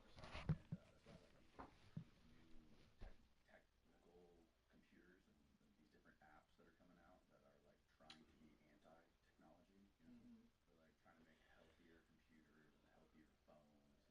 Oh, like that simple phone. Is that what it's called? There's a simple phone. There's like the Dayyy computer thing, which is like an iPad with no blue light in it. So it's like kind of like a Kindle on steroids, where there's no blue light. Oh, so it looks like paper. Yeah, look, it's like this is one of them right here, and it has like. Oh, you have one? Yeah, I like make my notes. It also has like. See? Yeah. What is that called? This is called the Dayyy computer.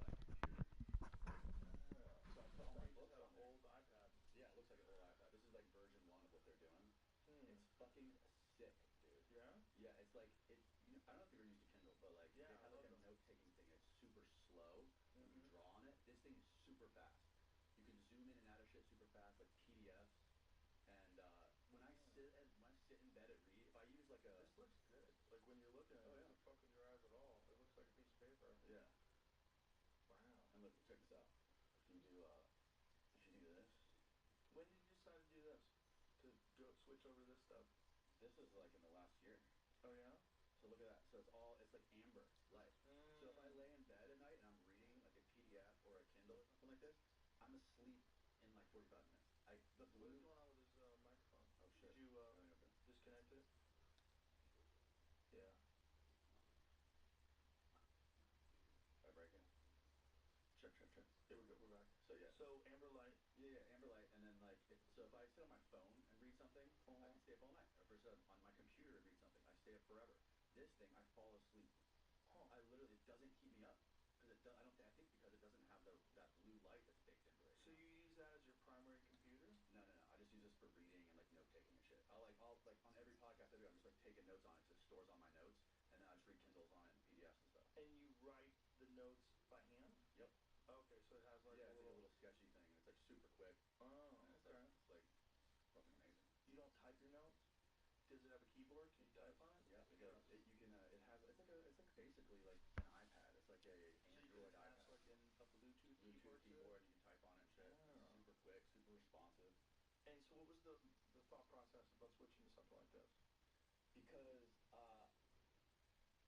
so I got introduced to those guys when I started learning about like all this circadian rhythm stuff and how like all these devices hijack your dopamine system and all this stuff. And there's like, hey, there's these guys that they're working on this new technology that's like anti big tech mind control, all the apps and everything like that with all the colors and all the everything that just like fucks with your brain and your eyes. And I was like, that's interesting. They're going in the opposite direction of normal tech and like Apple and all these things. So I hit them up and they sent me one, and I was just like fucking blown away. I thought it was super cool. I could sit outside because I like to go outside like first thing in the morning when the sun's rising and spend at least like 2 or 3 hours like during the beginning of the day. So I feel it just like charges me up for the day. I feel better when I'm outside, especially in Florida. The sun's really good. And so I'll go out there and I'll read on this thing. I can't read on anything else. My phone or like a computer screen, there's so much glare. This thing thrives in the outdoor sunlight. So it's like perfect. It's like reading like a piece of paper. What do you think like it would be best if phones were like that? So you could read text messages It would and emails definitely be outside? healthier. It would definitely be healthier for us, but it You wouldn't wouldn't be able to look at pictures and videos the same way though. Right. It doesn't have color, right? Yeah, this thing's all black and white. Yeah. And with that amber backlight that you can throw on at night if you're like inside or something like that. And so, how much of a change does it have in like your routine because of this thing? It's great because if I'm reading shit, which I typically do in the morning and at night, I don't stay up all night. It encourages me to go outside more because like typically when I'm trying to like absorb stuff or like listen to podcasts or like make notes or read books, I can do it on that, and it works better outside. So it just makes me want to go outside more. I feel better when I'm outside. Wow, that's interesting, man. Yeah. What's it called again? Daylight computer. Yeah. All right. It's beautiful, man. I might check that out. Yeah, it's cool. I don't want to carry around another fucking thing though. Yeah, you know? You got all your phone. Yeah, I'll carry around. Yeah. That's an They idea. didn't beg it. How come it has those big stupid bezels? I don't know. It's version 1. So Right. like, It looks like they got some leftover iPad technology.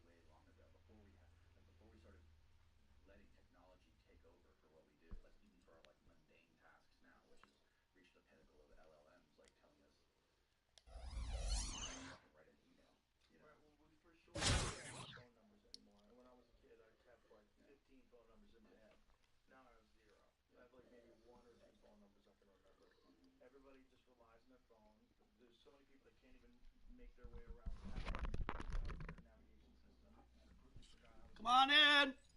you know, there's a lot of digital atrophy or human atrophy being caused by the interface of the digital world, and it's only going to get worse. I mean, there was a study recently on ChatGPT users and how less they're how. See if we can find it. There was a study on young people and ubiquitous use of ChatGPT, like how many of them are using it and how much effect it has on their ability to form their own thoughts and see through things. They're just relying on this thing to answer the questions for them without pondering the question themselves and actually learning things. They're just getting data. Yes. And a lot of that data doesn't even get absorbed. Yeah, my wife and all of her friends are using ChatGPT.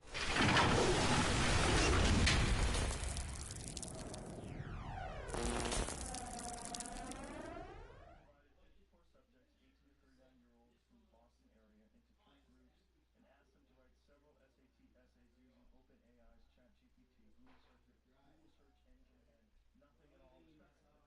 Researchers used an EEG to record the writer's brain activity across 32 regions and found that of the 3 groups, ChatGPT underperformed at neuro-linguistic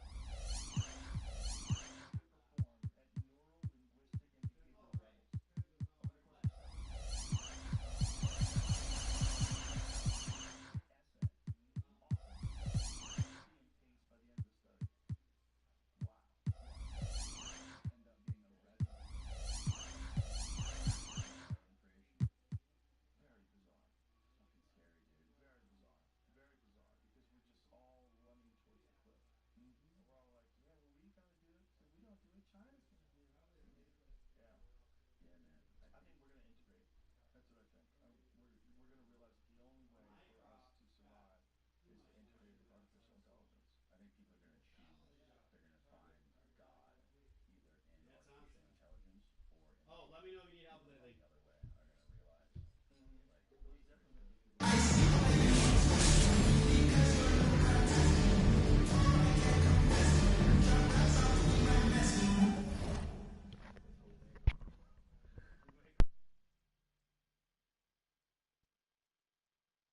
God creates us, he instills us with this insatiable need for technological innovation until ultimately they don't blow themselves. Sorry, I just missed the start of the game. I'm just gonna do the matchups. Which then makes better and better. Oh, dang it, you have Edwards too. The ultimate version of that. The ultimate version of that is God. yeah, I mean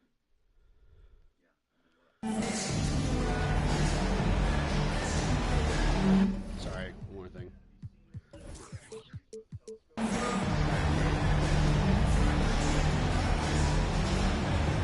Best of luck.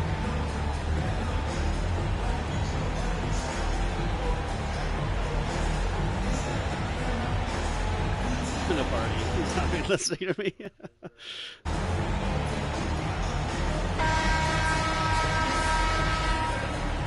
Alright, blocking in.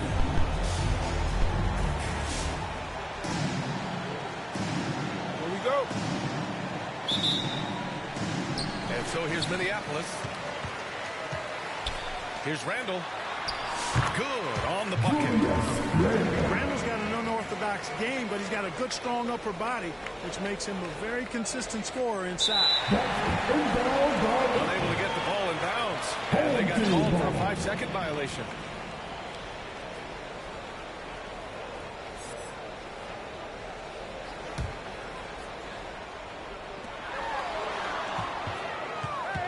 Wiggins, left side.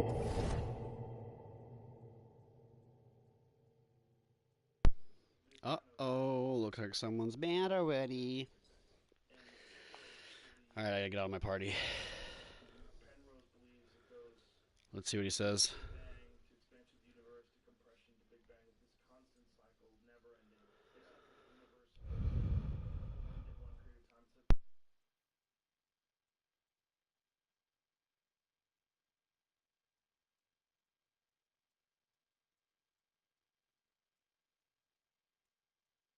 So Clear foul there on the missed shot.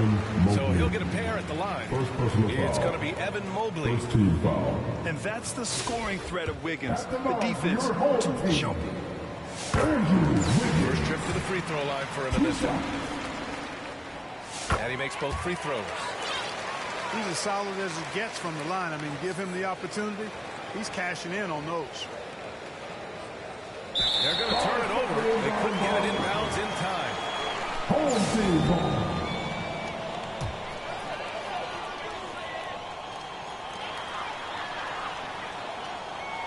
Dunn left side.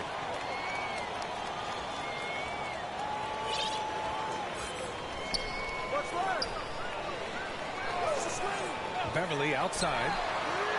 The three is up. It's rebounded by Anthony Edwards.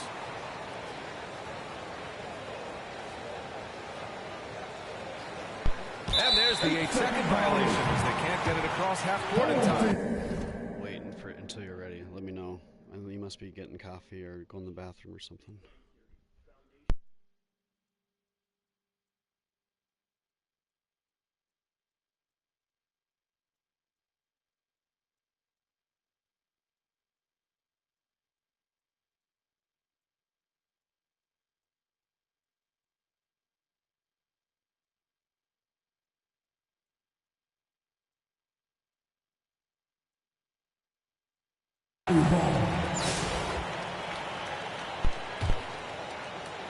Minneapolis with the ball. 4-point game. Beverly into the lane. The kick out to Wiggins. Sinks the tray. Wiggins has got 5. For Wiggins to take another step forward, he must improve as a shooter. So this is good to see. That'll be a 5-second call. Home team ball.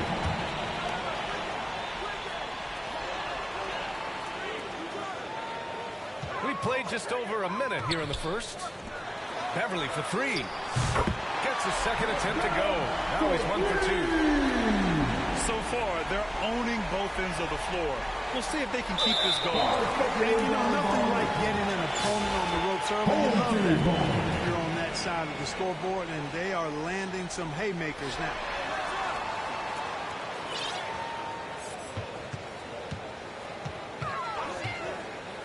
Back to Dunn. And he lays it up and in. Oh, I like their energy coming.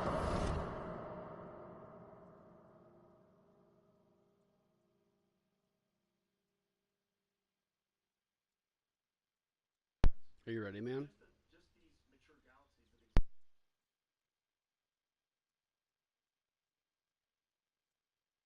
I just couldn't wait any longer because I didn't want to waste all my timeouts.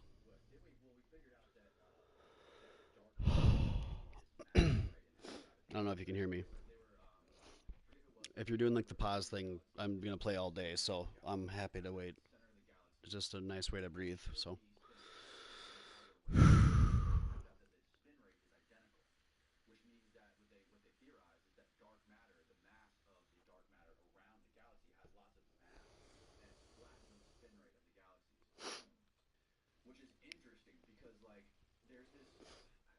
All right, man. Well, I'm going to get these rewards then, I guess. Nice playing with you.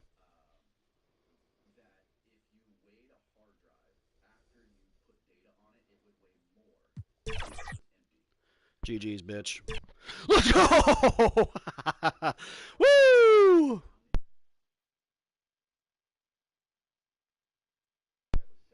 Well, I got really tuned up for nothing there. My body just got tricked to get into major fight or flight to like come back to hold a lead against a guy that can come back, and I did not worry about it. I totally worried about it, but let's see what I got. Nothing. Come on, give me there, give me there, give me there. Let's go! All right, boys. I guess I didn't get any rewards. That's freaking frustrating.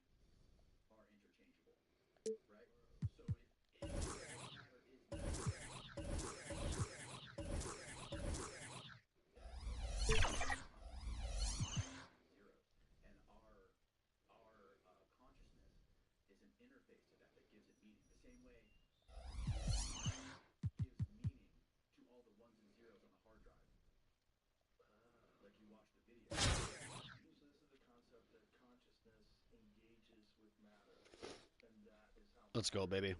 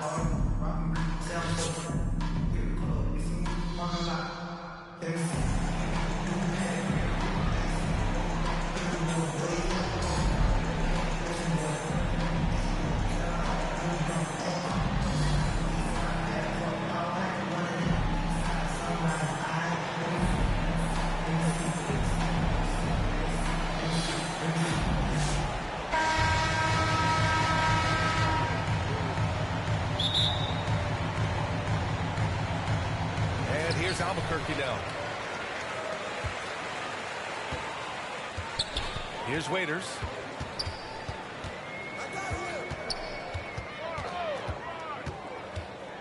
And he lobs it up top.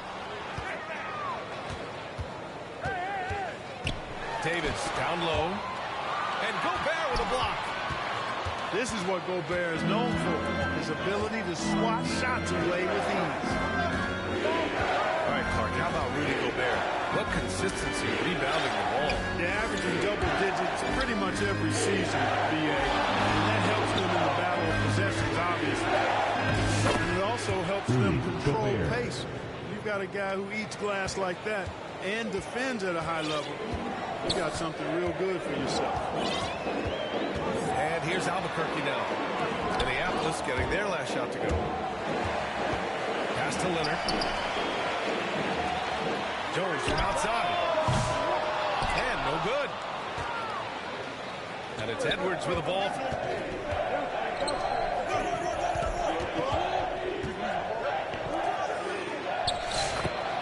D'Angelo Russell.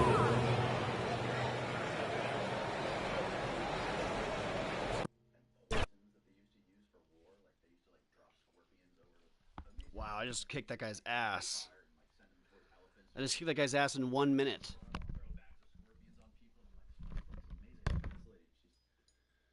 We're not academic enough, I guess. But I'm trying to get there. Yeah, but what does that mean? What does it mean? We're just human beings having a conversation. Yeah. Come in and tell me what you know. Yeah. What's the big deal? Yeah. You know, you do a great job of like having both sides in, which I think is really cool. Like you have like the crazy fringe people who are like educated, self-educated, but are very smart in a certain way, and then other people who like have the academic credentials to sort of like be a sounding board for that and to see like who's really full of shit. Yeah, you have to have all, because there are some people that they're self-taught. They've essentially just read shit tons of books, and they're brilliant people. And just because they're not classically educated doesn't mean they're incorrect. And there's only one way to find that out. Guys like Randall Carlson, he's a builder, okay? But the knowledge that he has about the impact theory, the younger dryas impact theory, and what probably ended the Ice Age and shaped a great part of North America, and how you could see it from space. And you can see when they look at the satellite imagery, it literally looks like things have been washed away. Yeah. It looks like massive water erosion. Like you'd see the ripples on the ground that are akin to what it looks like when the tide pulls back on the sand on a beach. Yeah. It all makes sense. And he knows so much about the actual science behind it. And he was talking about this a long time ago. I met him in Georgia, in Atlanta. That's where he's from. I met him in like 2003 or something like that. 2002, 2000. He was telling me about it back then. But back then, they didn't have the core samples that showed that there was significant impact evidence that was around, I think it was 11,800 years ago, and then again somewhere around 10,000 plus years ago. So I think we've been hit multiple times, and I think he's 100% right about that. And I think Graham Hancock is 100% onto something with all this ancient apocalypse stuff, and the pushback against him is insane. They throw every terrible phrase at him they possibly can, every pejorative, racist, white supremacist, all these crazy things. Yeah, I had Flint Dibble on my podcast. Like, we talked about it.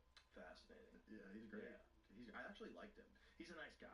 When he's not calling you a racist. When he's not in front of a keyboard. Right? Yeah. Like he you know, he's an anxiety-filled academic who is, you know, fighting very hard to push his very specific view of things, and he tries to silence other people that have opposing views. And the way he did it with Graham was really not cool. It was shitty. It was very shitty. Yeah. No, I think he was. I think he had a lot of like interesting, legitimate things to say about like ancient Greeks and stuff like that. But like when we got to this stuff, it was just like, where did that fucking dude I was talking to 30 minutes ago go? He was just like, he was looking at this, and then all reason just flew out the window. Yeah. He was like, what do you mean they couldn't do this? They stick a stone in there, they spin it around like this, and then you can get this. It's really easily. How dare you say that the dynastic Egyptians weren't able to create these vases?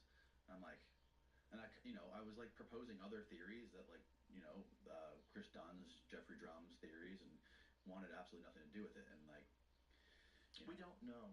This is that's the thing, exactly. If Christopher Dunn had been teaching this in the 1800s and people had followed those theories and built upon them, and this was academic, like in universities, this was accepted, and this was what they were teaching, and they were studying this, then he would be saying that.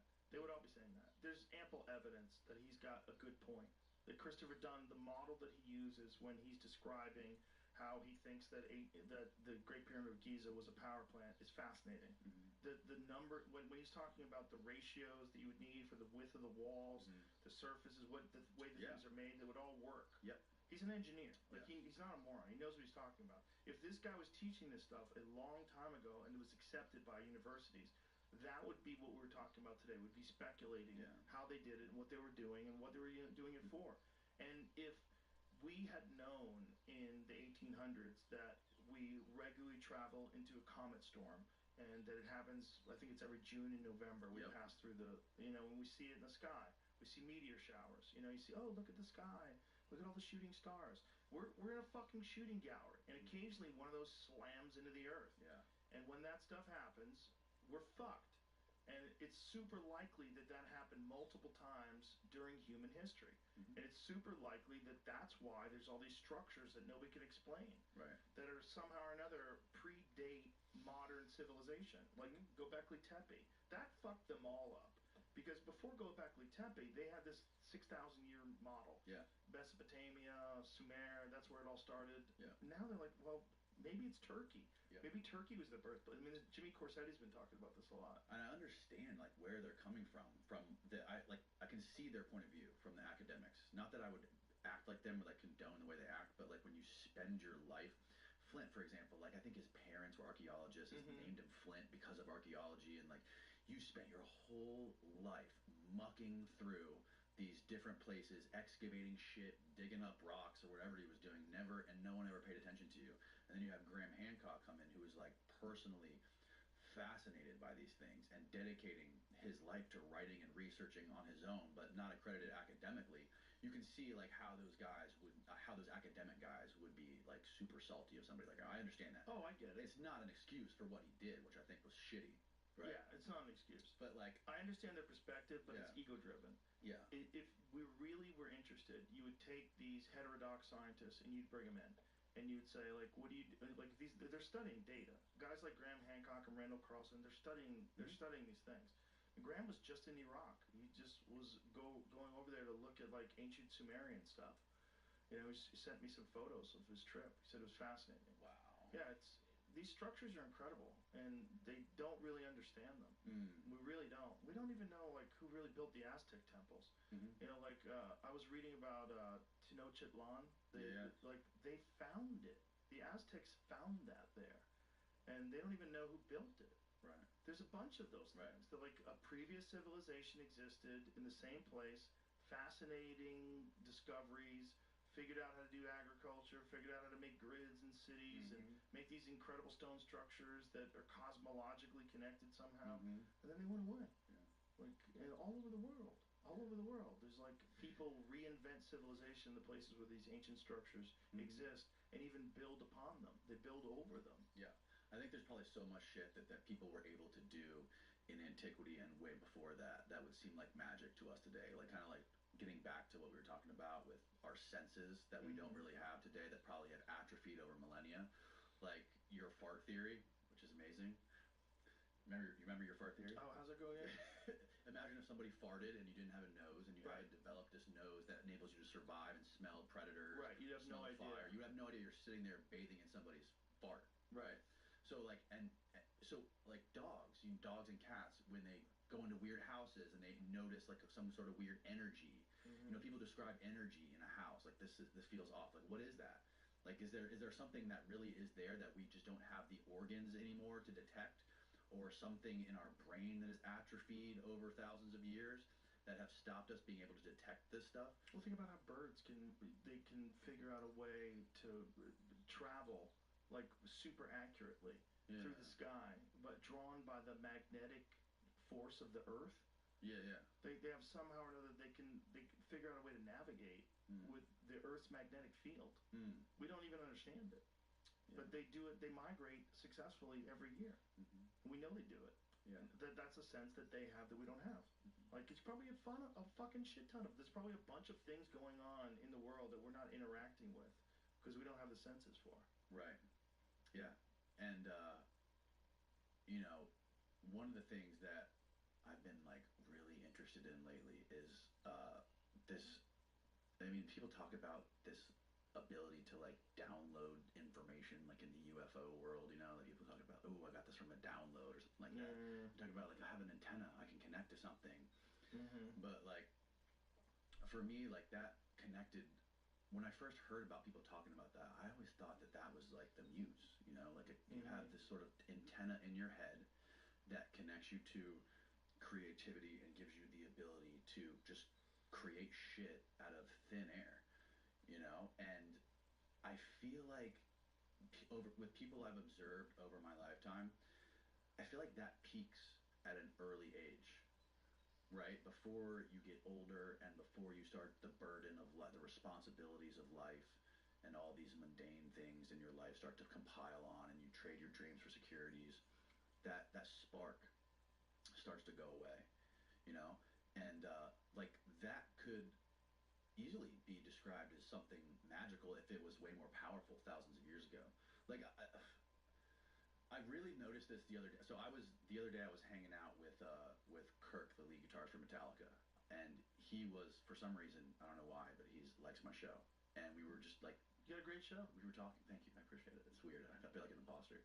And, that's good. And that's why you're good at it. But he loves this stuff. The dude's like, you know, he's in his 60s, like early 60s, and he's fucking obsessed with all of these topics that you cover, I cover, a lot of people cover, and he's like, at the same time, the dude is like got this crazy spark where he's so inspired to do shit and like still creating new music and like coming up with new riffs and wanting to do more things where like I've never met a dude like that who's had so much success, toured everywhere for the last 40 years, being the #1 metal band in the world, basically, and still like wanting to learn stuff. The dude's trying to translate ancient Greek music for his guitar and trying to figure out how to play this stuff. He can't figure it out. And he was telling me, he's like, dude, I think this wasn't recreational. He's like, I think this music was magical. He's like, I think they were performing magic. He thinks it was like religious, medical rites they were performing with music. It wasn't supposed to be entertainment back in the day. Well, there is this weird connection with music and psychedelics where music can sort of changes the trip. Like if you listen to, do you know what Icaros are? No. Icaros are these. Hook it up, Jamie. Icaros are these South American songs that they play while you're doing ayahuasca, and if you do DMT and listen to these things, they take over the trip, and the song, the trip moves with the song in harmony. Like, exactly. It's not like the trip is chaotic, and you hear the songs, and these songs are like a technology to move the trip. It's really fascinating, because you listen to the songs and you're like, well, what are these things? Like, what are they trying to do with these things? They sound kind of weird, but when you listen to songs while you're tripping, it makes the trip dance. It makes the geometric pattern. So you are lying on the floor. It's Costa Rica. I'm not going to be overpowering today. You're lying on a yoga mat in the jungle with a bunch of 40-year-old ladies with boob jobs trying to get their life together. Tech entrepreneurs. Navy SEALs. Yeah. And you just threw up. You have horrible diarrhea. And this trip just starts coming on. I think I just found Jesus. Give me a little more, something that with a little more beat to it. I got some on my phone. I heard the one that you had Luke on recently. Luke Howard. He's great. He had a great little clip that he played. Here we go. This is my favorite one.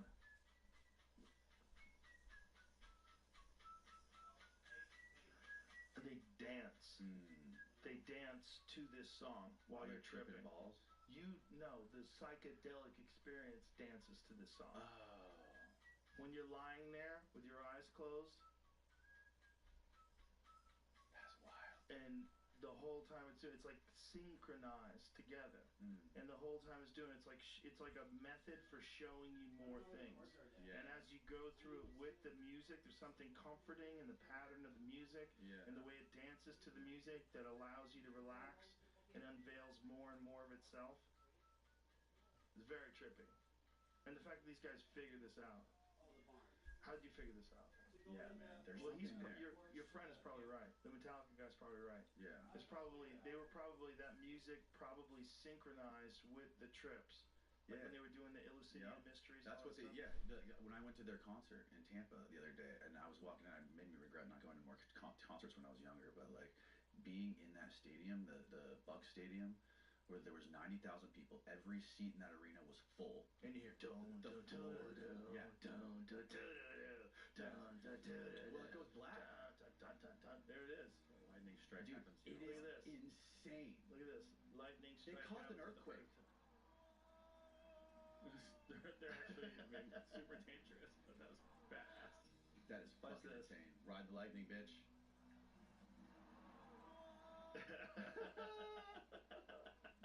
That's so dangerous. Dude, being there with 90,000 people, the light, the thundering electric guitars, and the fire, the pyrotechnics, and all those people like focusing, like all 90,000 people, every atom in their body is vibrating at the same frequency. Yeah. And it just like that is, it's like magic that penetrates every fiber of your being. And if I was a dude from 2,000 years ago and took a time machine to that Metallica concert, those dudes are gods. Right. They're fucking gods. I think that's what the Illusinia Mysteries probably was. Well, they probably had music that enhanced the trip. It probably guided the trip. They probably learned how to do it while they were tripping. Mm-hmm. Like, they figured out so much. They figured out democracy. They started so much of what we think of as, like, Western government. Yeah. And the scientific method, democracy, all this stuff. Tripping balls. And then the Romans came along and said, stop. Yep. We're here to make slaves out of you fucking people. We don't want you tripping. Right. Yeah, that was they killed Eleusis in like what 400 AD, I think. Well, they did exactly the same things the Nixon administration did to psychedelics in this country. They're like, oh, this is a problem. When they were turning everything Schedule 1 to try to stop the anti-war movement and the civil rights movement, that's the exact same thing. Like the governments, when they get to a certain position of power, they're not representing the people anymore. Now they're the fucking jackbooted thugs that tell you what you can and can't do based on how inconvenient it is for you to be doing that for them running things. Right. Yeah. It's terrible. It's the opposite of what it should be. It's the opposite of what got. It's the opposite of what got us here, I think, bro. Yes. And we're too big now. There's too many of us. That's part of the problem. It's like you want to govern 330 million people plus Mexicans. Good luck. I had this dude on my show. Speaking of the academic, the strife between the academics and the self-taught online people, influencers, whatever you want to call them. This dude was he was kicked out of his university for first of all he wrote a dissertation on ancient pharmacy, the Roman pharmacy and Greek pharmacy, and it was a dissertation based on this guy named Galen, who was like the Surgeon General of ancient Rome. And he had a chapter in his dissertation, his PhD dissertation, about recreational drugs in Rome. And the head of the department reviewed his dissertation and said, everything looks great, delete the section on recreational drugs in ancient Rome. So he's like, okay, why? They're like, because the Romans wouldn't do such a thing.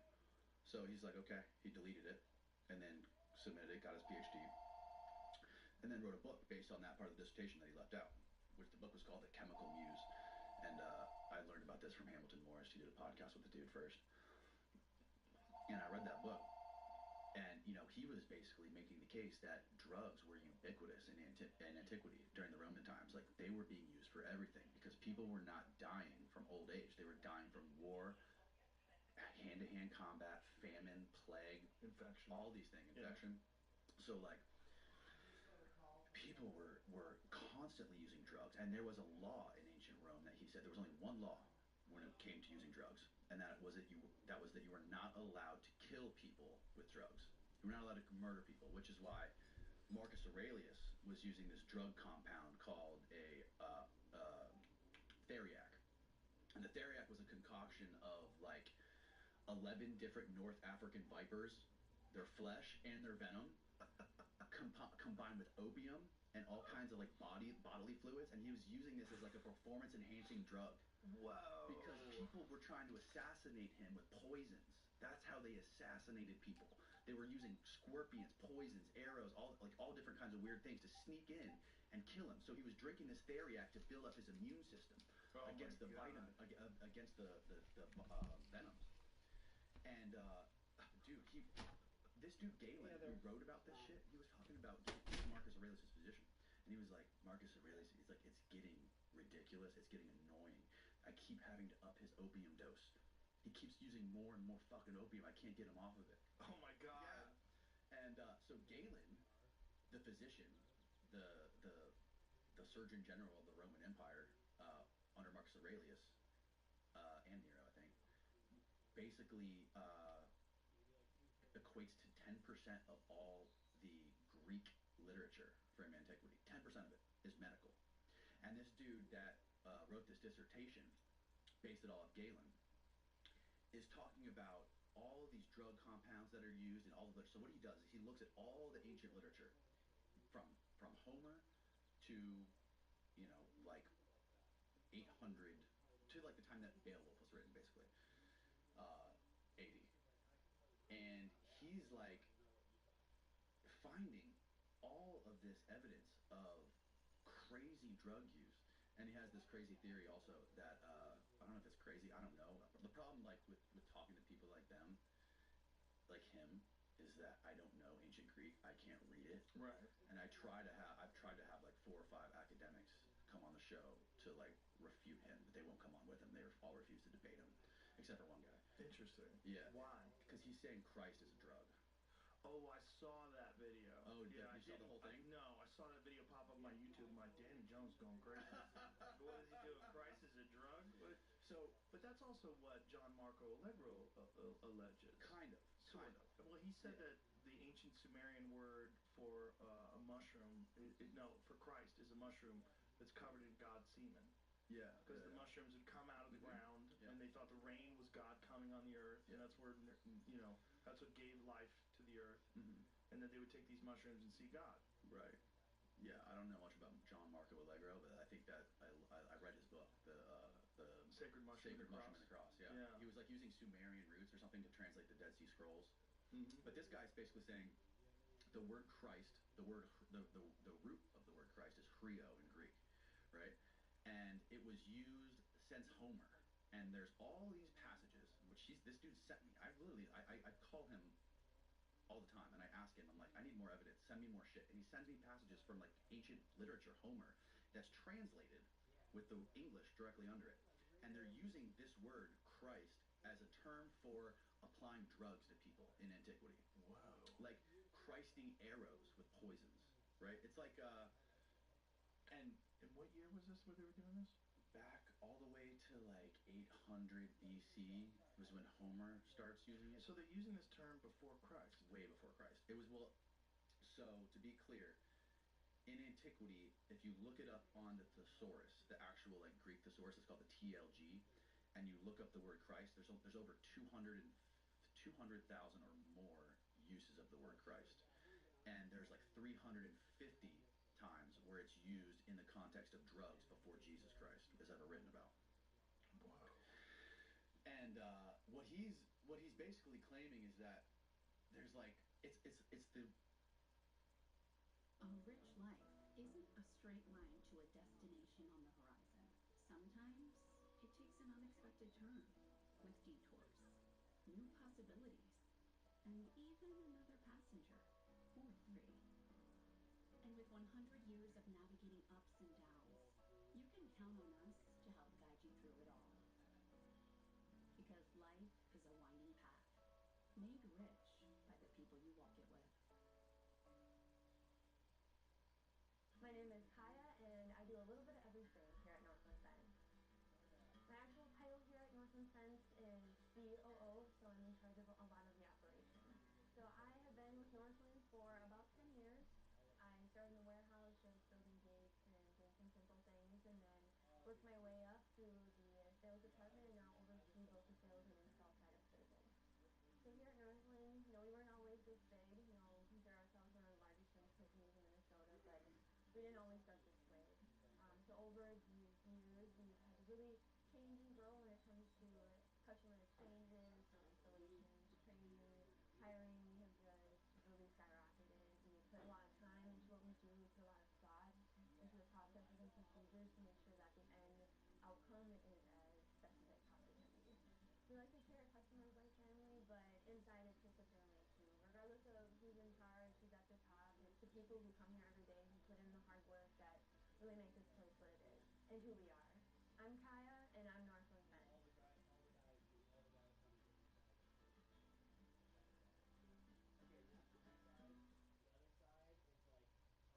The process of applying something. Like there's different contexts. Like there's a guy who like Christed himself in fucking cow shit. There's people who are Christing ships with plaster to make them more waterproof. But there's a vast majority of literature, including Galen, who writes about Christing using drugs.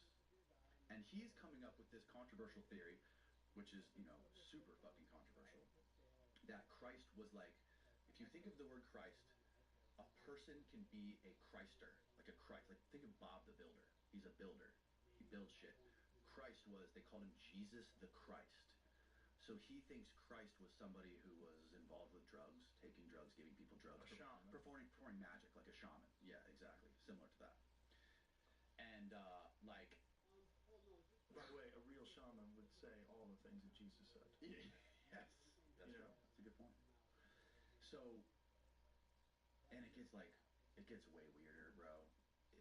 And again, this is all according to him. I don't know if any of this is real. I just find it fucking fascinating. And I wish I could find somebody who really knows the Greek to debate this dude and call him out in his bullshit. But I can't. The only person I found was an exorcist who's done like 10,000 exorcisms on Skype.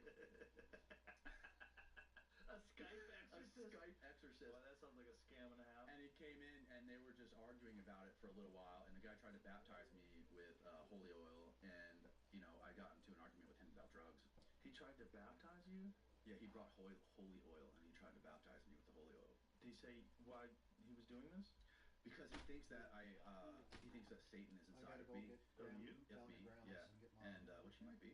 She's coming what back evidence did he have that Satan was inside of you? Because I like to consume drugs recreationally, and I was telling him if Satan is drugs, if I can smoke marijuana and it's prescribed by a doctor, is it still Satan? He goes, no, don't play those games with me. And I'm like, well, how come every time I get really, really fucking bombed, I think about things like spending more time with my kids, and things like good things, like. Yeah. He's don't try to patronize me. You know what it is. It's the devil. Oh, he's a fool. Oh yeah. That's like that's a problem. Like this guy's a showman. Well, cannabis was used in churches. They used to, you know, the incense where they would go around. They would that was cannabis. They would use that. Right. And they would get everybody in the church high. Fumigate it. Yeah. Yeah. They would literally hotbox the church. Uh-huh. And this is part of this whole ritual of, you know, giving in to Christ, giving in to God. Right. The idea that it's bad because some people have bad experiences, man, you could apply that to almost anything. I think marijuana makes people more compassionate, kinder, more sensitive, but also paranoid. You could freak out. You could, if you're riddled with anxiety and you have a hard time controlling that anxiety in your mind, and you take a high dose of marijuana, you could freak out. Yeah. It's also connected to schizophrenia. Because I think there's people that have a tendency towards schizophrenia anyway, and then a large dose of marijuana tends to give them psychotic breaks. There's like real literature, there's real evidence of that. So this is like important that if you're a person who thinks that marijuana is overall net positive, which I do, it's important to know positives, just like everything else. Yeah, like totally. alcohol, food, everything. There's a lot of different things that if you drink too much water, you'll fucking die. Okay? Right. There's a lot of things that aren't good for you under certain circumstances, but the only way we know how to do it and how not to do it is to do studies. And when it's illegal and you're terrified, you can go to jail, or if you're an academic and you want to study this as your main, you just get dismissed. It could be career suicide. Right. So these people are foolish. Yeah, and that's the problem. Like this was the only dude I could get to agree to come sit with him because this guy had a YouTube channel. He wanted to promote himself and all this stuff. But like a lot of the academics, I talked to a lot of Harvard philologists to try to come debate this guy. And like the philologists, like there's a difference between a linguist, which I think Marco Legger was, and a philologist, where the linguists look at the actual like the complexities of the text itself and the language. But the philologists, what they do is they're looking for context. So like what they do is they take words and they try to figure out what these specific words meant in certain time periods. So they take a word, take their time machine back, let's take it back to 200 BC, 100 BC, whatever it is. And they say, okay, let's just use the example of the word Rio, Christ. All of the corpus of all the fucking literature that existed, Library of Alexandria. There was ancient comedy, ancient plays. What did you say there? The word free, what did you say? Creo. Creo? Creo. Yeah, that's Creo. It's like, it's spelled X-R-I-O, but it's pronounced like Creo. Creo. And that was the original word for Christ? The original word for Christ is Creo, yeah. Oh. And I've had people like confirm this with me. And I recently had a fucking scholar on the show, a religious scholar who turned atheist. Weirdly enough, he started out Christian and turned atheist. And he was telling me, he's like, I'd be surprised if the word Creo was ever used before Christ. And I literally pulled up the source of Euripides talking about using Christing drugs in like, I think it was 200 BC, and a dude was like blown away. So he didn't know that. He didn't know it, and this dude's like a serious academic. So this guy that you had on your podcast, what is his name again? The Christ the drug guy? Amin Hillman. Amin Hillman. Yeah. And so he's a legit scholar. He's a legit scholar, PhD. And other legit scholars are unwilling to even entertain this? Yes. I've talked to many of them on the phone, and a lot of them say they don't want to give him, I won't name the people, but one of them said that they just don't want to give him the platform or the credibility of being in the same room. Other people say that it would just take too much time for them to prep for it. And I just think it's bullshit. Like this is the only way to get to the truth, is to hear like a credible person dismantle his argument, right? Right. So like I have it. I just keep falling deeper and deeper into this rabbit hole of all this crazy ancient Greek shit. And like, you know, he's talking about ancient vaccines that they were using, like similar to what we're talking about the Dayyy Act. He says that there's text that talks about cutting children, soaking bandages in snake venoms, and wrapping the cut with the snake venom, so that the young person would create antibodies because they have more robust immune systems because they're younger. And they would use the kid's bodily fluid as fucking vaccines to snake bites. Yeah. Oh, they were making kids into vaccine factories? They were turning kids into vaccine factories. So that they get snake venom? Because everyone was getting bitten by snakes back then. Of course, yeah. And then they would take drugs too. Like I'm sure they would take psychotropic drugs and they would call them death-inducing drugs, where they would have snake venoms. They would like take snake venom drugs that if you don't have an antidote for it, antichrist for it, that you would die. So you have to take this antidote so you don't die from the fucking drug you just drank, right? These antidotes. And like he connects this all to Jesus in this elaborate way, where there's Mark 14:53, where Jesus is caught in the Garden of Gethsemane with the naked boy, right? And then there's a scene of the young boy running away naked, right? When the Roman SWAT team pulls up on him, and then the little kid runs away and he goes, "Oh, I'm not a trafficker, I'm not a robber," or whatever the word late means like pirate, trafficker, robber.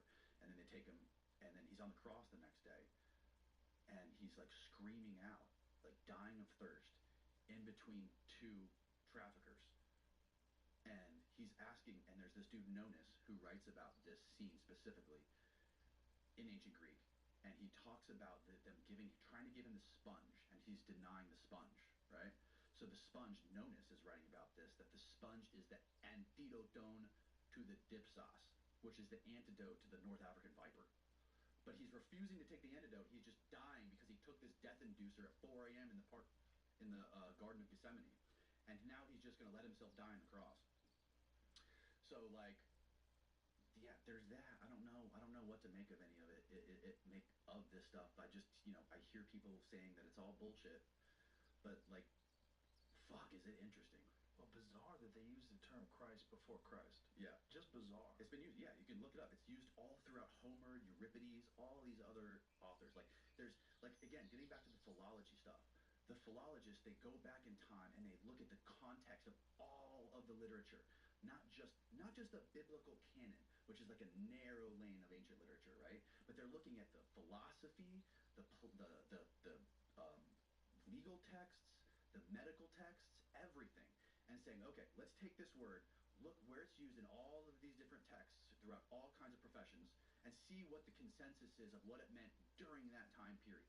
And what he's claiming is that the fucking word Christ meant drugs back then. Whoa. Yeah. Whoa. Pretty bananas. Well, it's so hard to know what all that stuff was about. It's so hard to know why these people wrote these things down. When I had Wes Huff on, yeah, one of the things he talked about is the Book of Isaiah, when you see it in the Dead Sea Scrolls, and then 1,000 years later, it's verbatim. 1,000 years after the Dead Sea Scroll, the version that they find in the Book of Isaiah is word for word. Really? Yeah, 1,000 years. Like, what were they trying to document? Like, what were the original stories? Because, like, human beings are not a good source of information, especially back then.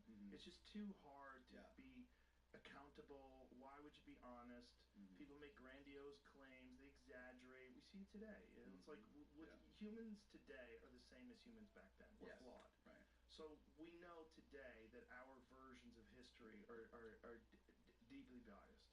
Our versions of world events, our versions of, if the United States government could write the story about the invasion of Iraq without investigative journalists, right? What would be the story? Yeah.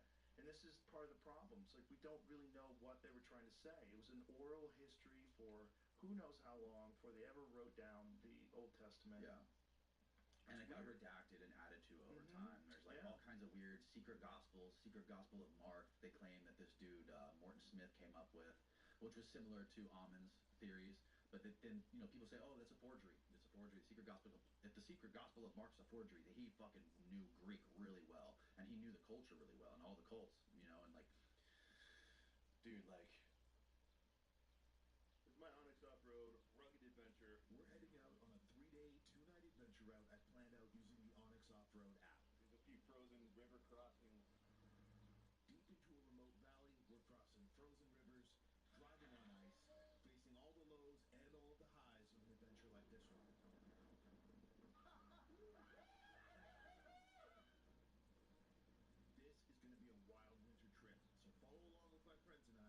My name is Sean, and this is the TSTN and Onyx Off-Road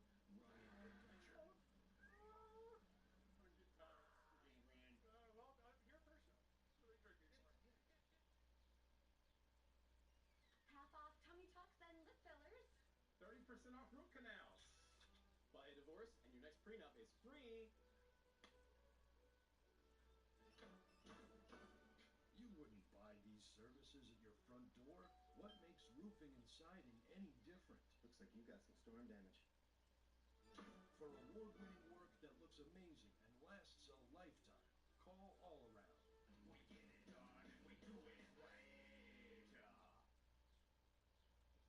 You know, even like the mysteries of the hospitals in ancient Rome, like the temples of Asclepius, and doing all those rituals in the temples of Asclepius, using medicine and drugs simultaneously, and these venoms and all this stuff is it's interesting to learn, you know, and especially when you compare that stuff to the biblical stuff. You know, like how much has it been changed? How much has the meaning been changed? And like the people, most of the academics who study this stuff are, maybe not most of them, but a large percentage of them, I think, that I've talked to, they're religious scholars of the Bible and Christianity, but they also subscribe to Christianity. You know, so I'm like, is that like it's weird that there's kind of like a built-in bias into this stuff. You kind of want this stuff to mean something. Right. You know what I'm saying? Yes, for sure. And like, that was what was interesting about Allegro. Because John Marco Allegro was an ordained minister who, once he became a theologian, once he studied theology, he started to have agnostic thoughts. And so when he was one of the deciphers of the Dead Sea Scrolls, when he was on the committee, he was agnostic at the time. So he had already decided, and through his study of all these different religions, that maybe he wouldn't subscribe to any of them and leave an open mind. So he was the only person on the commission that was deciphering the Dead Sea Scrolls over a period of like 14 years rather. He studied this stuff. He was the only one who was agnostic. And again, his claims are widely dismissed by many people. But I think this dude Amon thinks he's bullshit. Does he? What does he think? He was like came up under like some of the top classical scholars of like modern times. One of those dudes is Carl Ruck. He wrote The Road to Eleusis. And this other guy's John Scarborough, who's dead now. And for some reason, none of them, whenever I ask them about Allegro, like, I don't fucking know. They don't pay attention to it for some reason. Well, I think you would have to be a real scholar in biblical languages to even understand what the fuck he's saying. Yeah. And to be able to translate ancient Sumer. Yeah. Ancient Sumerian, like according to Wes Huff, he's like, I tried, I couldn't even figure out how to do it. Also, how does ancient Sumerian connect to Hebrew? Right. Is there any correlation between ancient Sumerian and ancient Hebrew? Do they share any roots? Are there any bridges that connect those two languages? I have no idea. I don't know either. But you know, you're dealing with if it really goes back that far. So if he's talking about this term from ancient Sumer, where they are calling it a drug, they're saying it's a mushroom. And this is from 5,000 years ago, 6,000 years ago. You know, you're predating the Bible by a long stretch. And how old was that? I mean, if they're right about Turkey, and Turkey was the original civilization, like when is that? Is that 12,000 years ago? What is the real date of Egypt? What is the real date of the original structures of Egypt? Do they know? I mean, we're told it's 2,500 BC for the Great Pyramid, but boy, there's a lot of people that don't agree with that, including geologists. When you get guys like Robert Schoch who say like this water erosion is thousands of years of rainfall. Last time you had heavy rainfall in the Nile Valley, you're looking at 9,000 years ago. Right. So you have thousands of years of rainfall before 9,000 years ago that's going to create this kind of erosion. And so it's hard to know because everybody wants to be right, and they all have this date that they've been talking about and writing books about and giving lectures about. They never want to revise that. They gatekeep that information until the day. They never want to have an open mind and say perhaps there is evidence, of course, that there was a sophisticated civilization there 2,500 BC, but maybe they were a part of a very old civilization. And this is the Zep Tepi thing that Zawi Hawass was totally ignorant of, and he thought it was just completely bullshit. And this is the King's List that goes back 30,000 years that they talk about, and the way Egyptologists that are conventional thinkers, they think that it's mythology. They think that's myth. But, you know, you get to about 2,500 BC, that's all real. Well, how the fuck do you know? Right, they don't. You don't. And also, if there was an advanced civilization 11,800 years ago that was able to create Göbekli Tepe, which we know now to be true, what else have we not found? Right. Was it a breakaway civilization? Did they escape the Earth and go to the moon? Right. Right? Or like they're trying to do now? or was it just that they had achieved a very high level of sophistication in technology that's very different from the path that we took? Right, totally. That's what I think.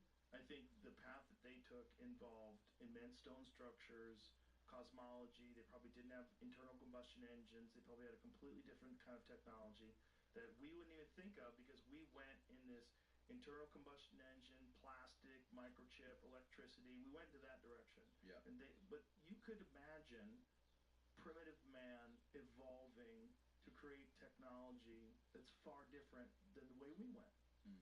Yeah. Do you think we might have cracked that somewhere, like in some deep black programs, that we could have that? They wouldn't want to unleash that on society because it could like fuck up the economic system or like collapse the world. I know Jesse Michaels believes that there's gravity technology that they were researching in the 1960s, and that they had achieved some sort of breakthrough propulsion system that is probably a lot of what you see when you see these UAPs and these crafts that move in very strange ways. Yeah. That makes sense to me. And again, the idea that they couldn't keep that secret, shut the fuck up. Of course they could. Right. Of course they could. There's this lady, Catherine Fitz, who's she was the head of the Department of HUD under George Bush, and they brought her in after like the mortgage crisis to like figure out how to like restabilize the economy and what the banks were doing and all this stuff. And she was looking at like missing money, and she found that there was like when she applied her knowledge of mathematics and like what's going on with like the federal budget and where all the money's going, she said the most reasonable explanation. There's like $21 trillion missing from the DoD. The day before 9/11, Donald Rumsfeld like there was like $2.5 trillion, whatever it was. Now that's ballooned to like $21 trillion, and she thinks that let's pull up the spreadsheet, see where that money went. It's not on the receipt. I don't know where it went. She thinks it went to like black budget shit, like black military technology, like anti-gravity, and she thinks that Mr. Global, whoever that is, the bankers, the central bankers, are literally using all of that money and funneling it into black projects to create a breakaway civilization in case there's like some sort of catastrophe on Earth or something happens. Oh God. And like, where are they doing this? They're doing this at fucking Lockheed Martin. I have no idea. Underground or something? Maybe. Yeah. Oh yeah. That's another thing she says. She says there's a lot of money that's going into building all these underground bases, continuity of government, tunnel systems, all this stuff. And I'm looking at this, I'm like, she legit worked under the Bush administration. She was like a financial genius. Right, but she could be a kook. She could be. Yeah, that's the problem. When people are super intelligent but also crazy. Yeah. And also had a prominent position in government but also crazy. Yeah. I guess there's a lot of really intelligent people that are super crazy. And has she been to these places? Like, how does she know that they're real? Has she talked to someone to explain this breakaway civilization thing, or is it just a theory? She's friends with the dude who wrote the book that's titled Swastikas, Psyops, and Saucers. What?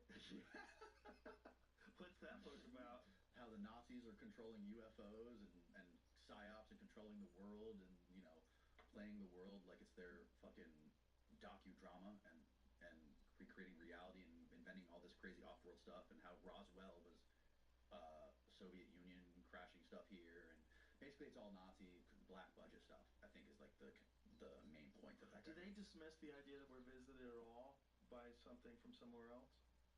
I mean, what do you mean who? Like, these people that think that it's all Nazi stuff and Soviet Union stuff. I don't think that they're saying it's all that, but they're probably saying, I haven't read all his books, but I think he's saying, when he wrote that book, it was probably all Nazis, no aliens. But now I'm sure his views have evolved on it.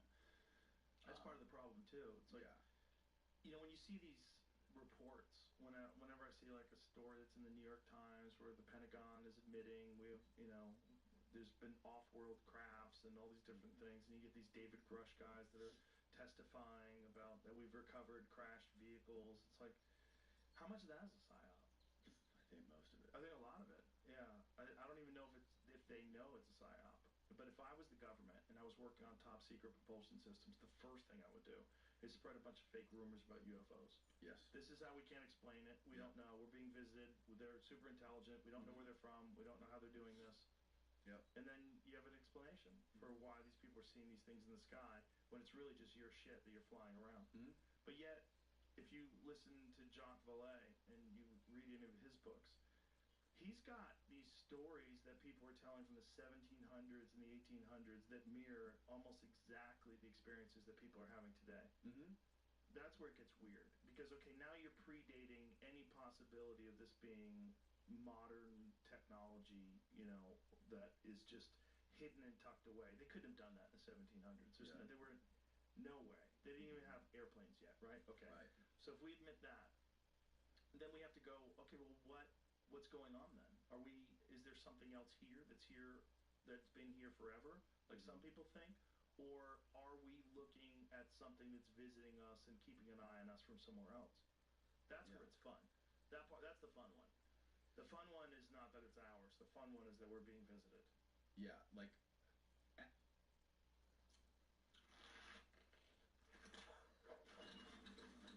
Airheads. You know what they say. You get out, what you put in. I'm 2 steps ahead, I'm being a step ahead. New game, same dedication. No ads, ever. I don't even need Wi-Fi. You think this is a game?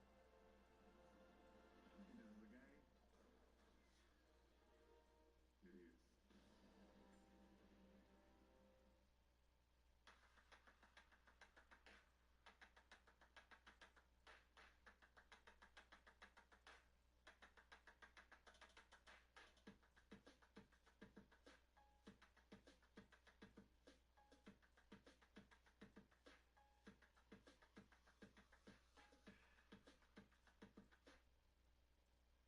And are we being visited, or do they just live under the oceans? Right.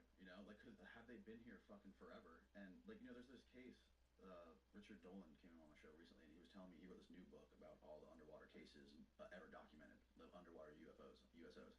And there's one from, the early 1700s, where there was this, ship sailing across the Pacific, and this giant glowing orb came out of the ocean. And these sailors all wrote about it. How this massive, football stadium-sized glowing orb came up out of the ocean and, flew away. And, how much of the ocean have we explored? Very small percentage. Very small amount. We've explored more of the moon, I think. And it would be the perfect base. If you wanted to come here and observe human beings without them being able to see what's going on, that's the best place to hide. Mm-hmm.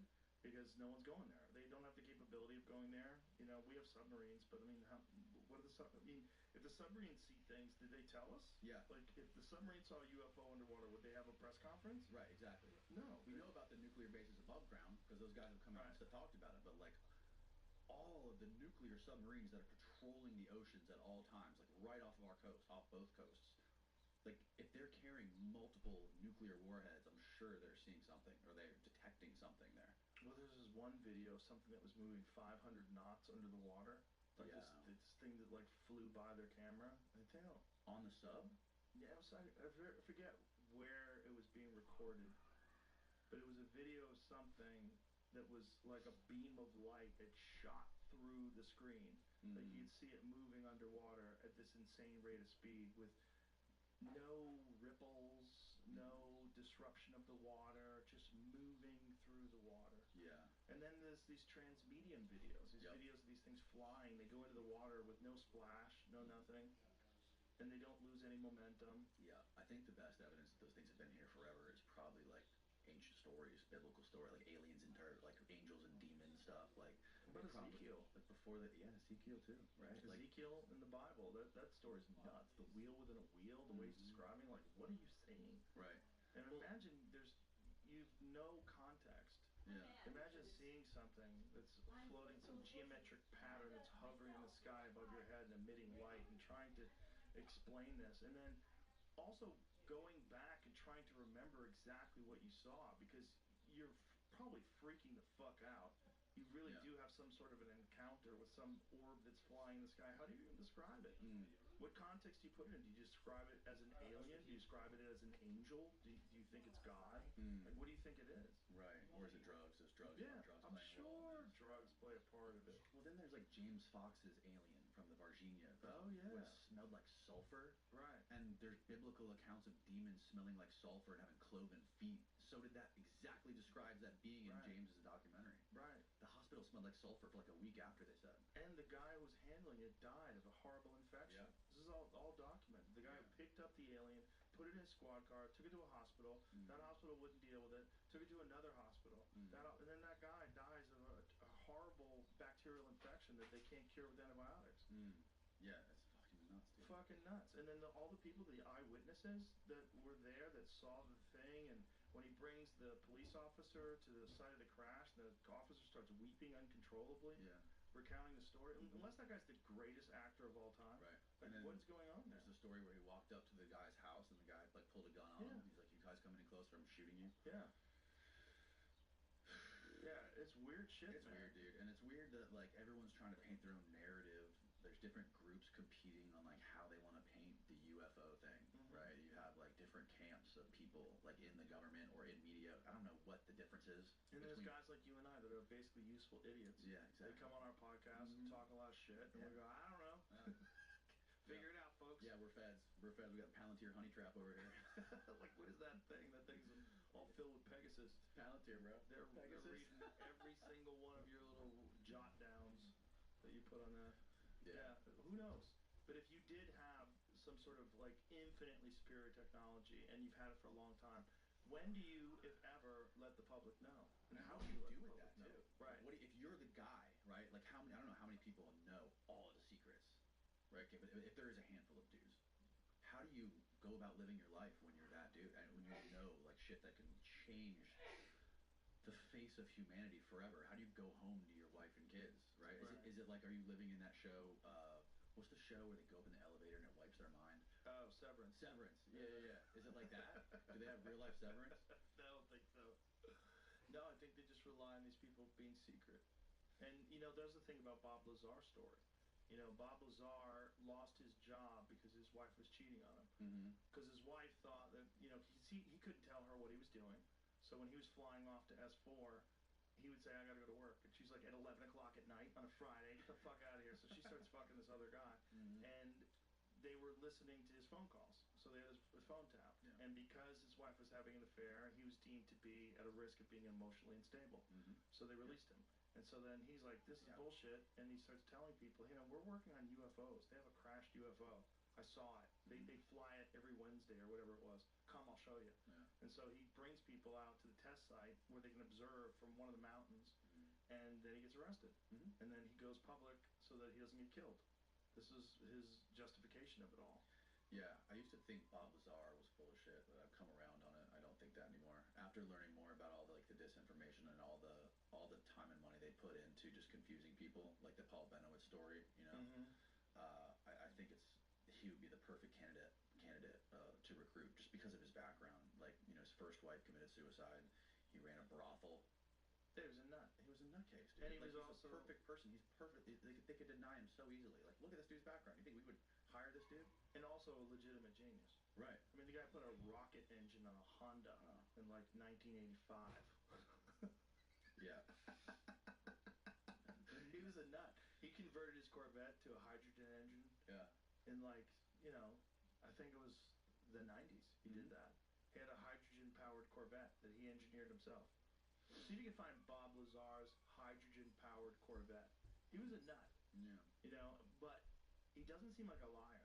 And the podcast obviously resonates with people because I think the podcast I had with him on YouTube is the most viewed podcast that we've ever had, including Donald Trump. Really? Is that true, Jamie? No? Who's number one? Donnie beat him. Who's number one? Elon. First Elon's number one. Okay. That was the one where he smoked weed. Yeah. Oh yeah. That's the thing. Oh yeah. The smoking weed really took it over the top. That was a good moment. Do you smoke on all podcasts? No. No. Just certain. Yeah. So this is Bob Lazar's hydrogen-powered Corvette. That's amazing. What a fucking kook. It's beautiful. What a kook. I mean, who fucking did that? This guy created a hydrogen-powered Corvette, and that's an old-ass Corvette, too. That's a shitty one in the 90s. If you're throwing shit at the wall, trying to figure out a new way to move fucking planes, that you might as well find people like this. A homemade hydrogen-powered Corvette. Look at this. Play it. Go full screen. Oh, this is way throwback. Yeah. read it. And heat it, it produces hydrogen, and the car burns it. So there's never much gaseous hydrogen in the system at any given time. So these are the fuel lines? No, what are these? No, these are the. You can't see what They're looking at for people. Here you go. There it goes. Actually, heater in the tank, and also reads back the temperature of the tank. Why is that important? Well, when you apply heat to hydride, it releases hydrogen. So as power is applied to here, it heats the hydride, Right. and then the gas comes out the big hoses on the end. They have 4 hoses. Do they all mix into one big hose or Yeah. something? didn't he like hang out with Ed Teller or talk to Ed Teller at one point? I don't know. At a certain rate with a certain temperature. And a single tank, you can't get it out at the volume you need. So this guy was a legitimate genius and a propulsion expert, Yep. and that's why they brought him Yep. in to Right. say, how does this work? Yeah. And that story, he's told the same story for, whatever it is now, 50 plus years or 40 years. Yeah. What is it? What year was it? And there's a good reason, I think. 85, so 40 years? Somewhere around 85? The biggest argument against him is the MIT stuff, right? Yeah. But there's something that I'm sure. Well, the MIT thing, though, look, if you're working at Los Alamos Labs and you're working on top secret stuff for the government, it's not inconceivable that you'd be educated at MIT and there wouldn't be a record of it. Especially Sure. if you're working on something that's project. like really devious shit. Yeah. Yeah. I'll tell you what he told me off the air. You will? Yeah. God, I can't fucking wait. Yeah. As soon as we're done, we'll wrap this up. I'm kidding. No, I wanted to like the stuff and the stuff like the thing that is so astonishing to me is like all of the brightest minds and unlimited money have gone to more and more ways to figure out how to kill people. Like during Operation Paperclip, during the time Bob Lazar was at Los Alamos and at S4, if he was at S4 or whatever that was going on there, like and that dude John von Neumann, who was the mathematician who was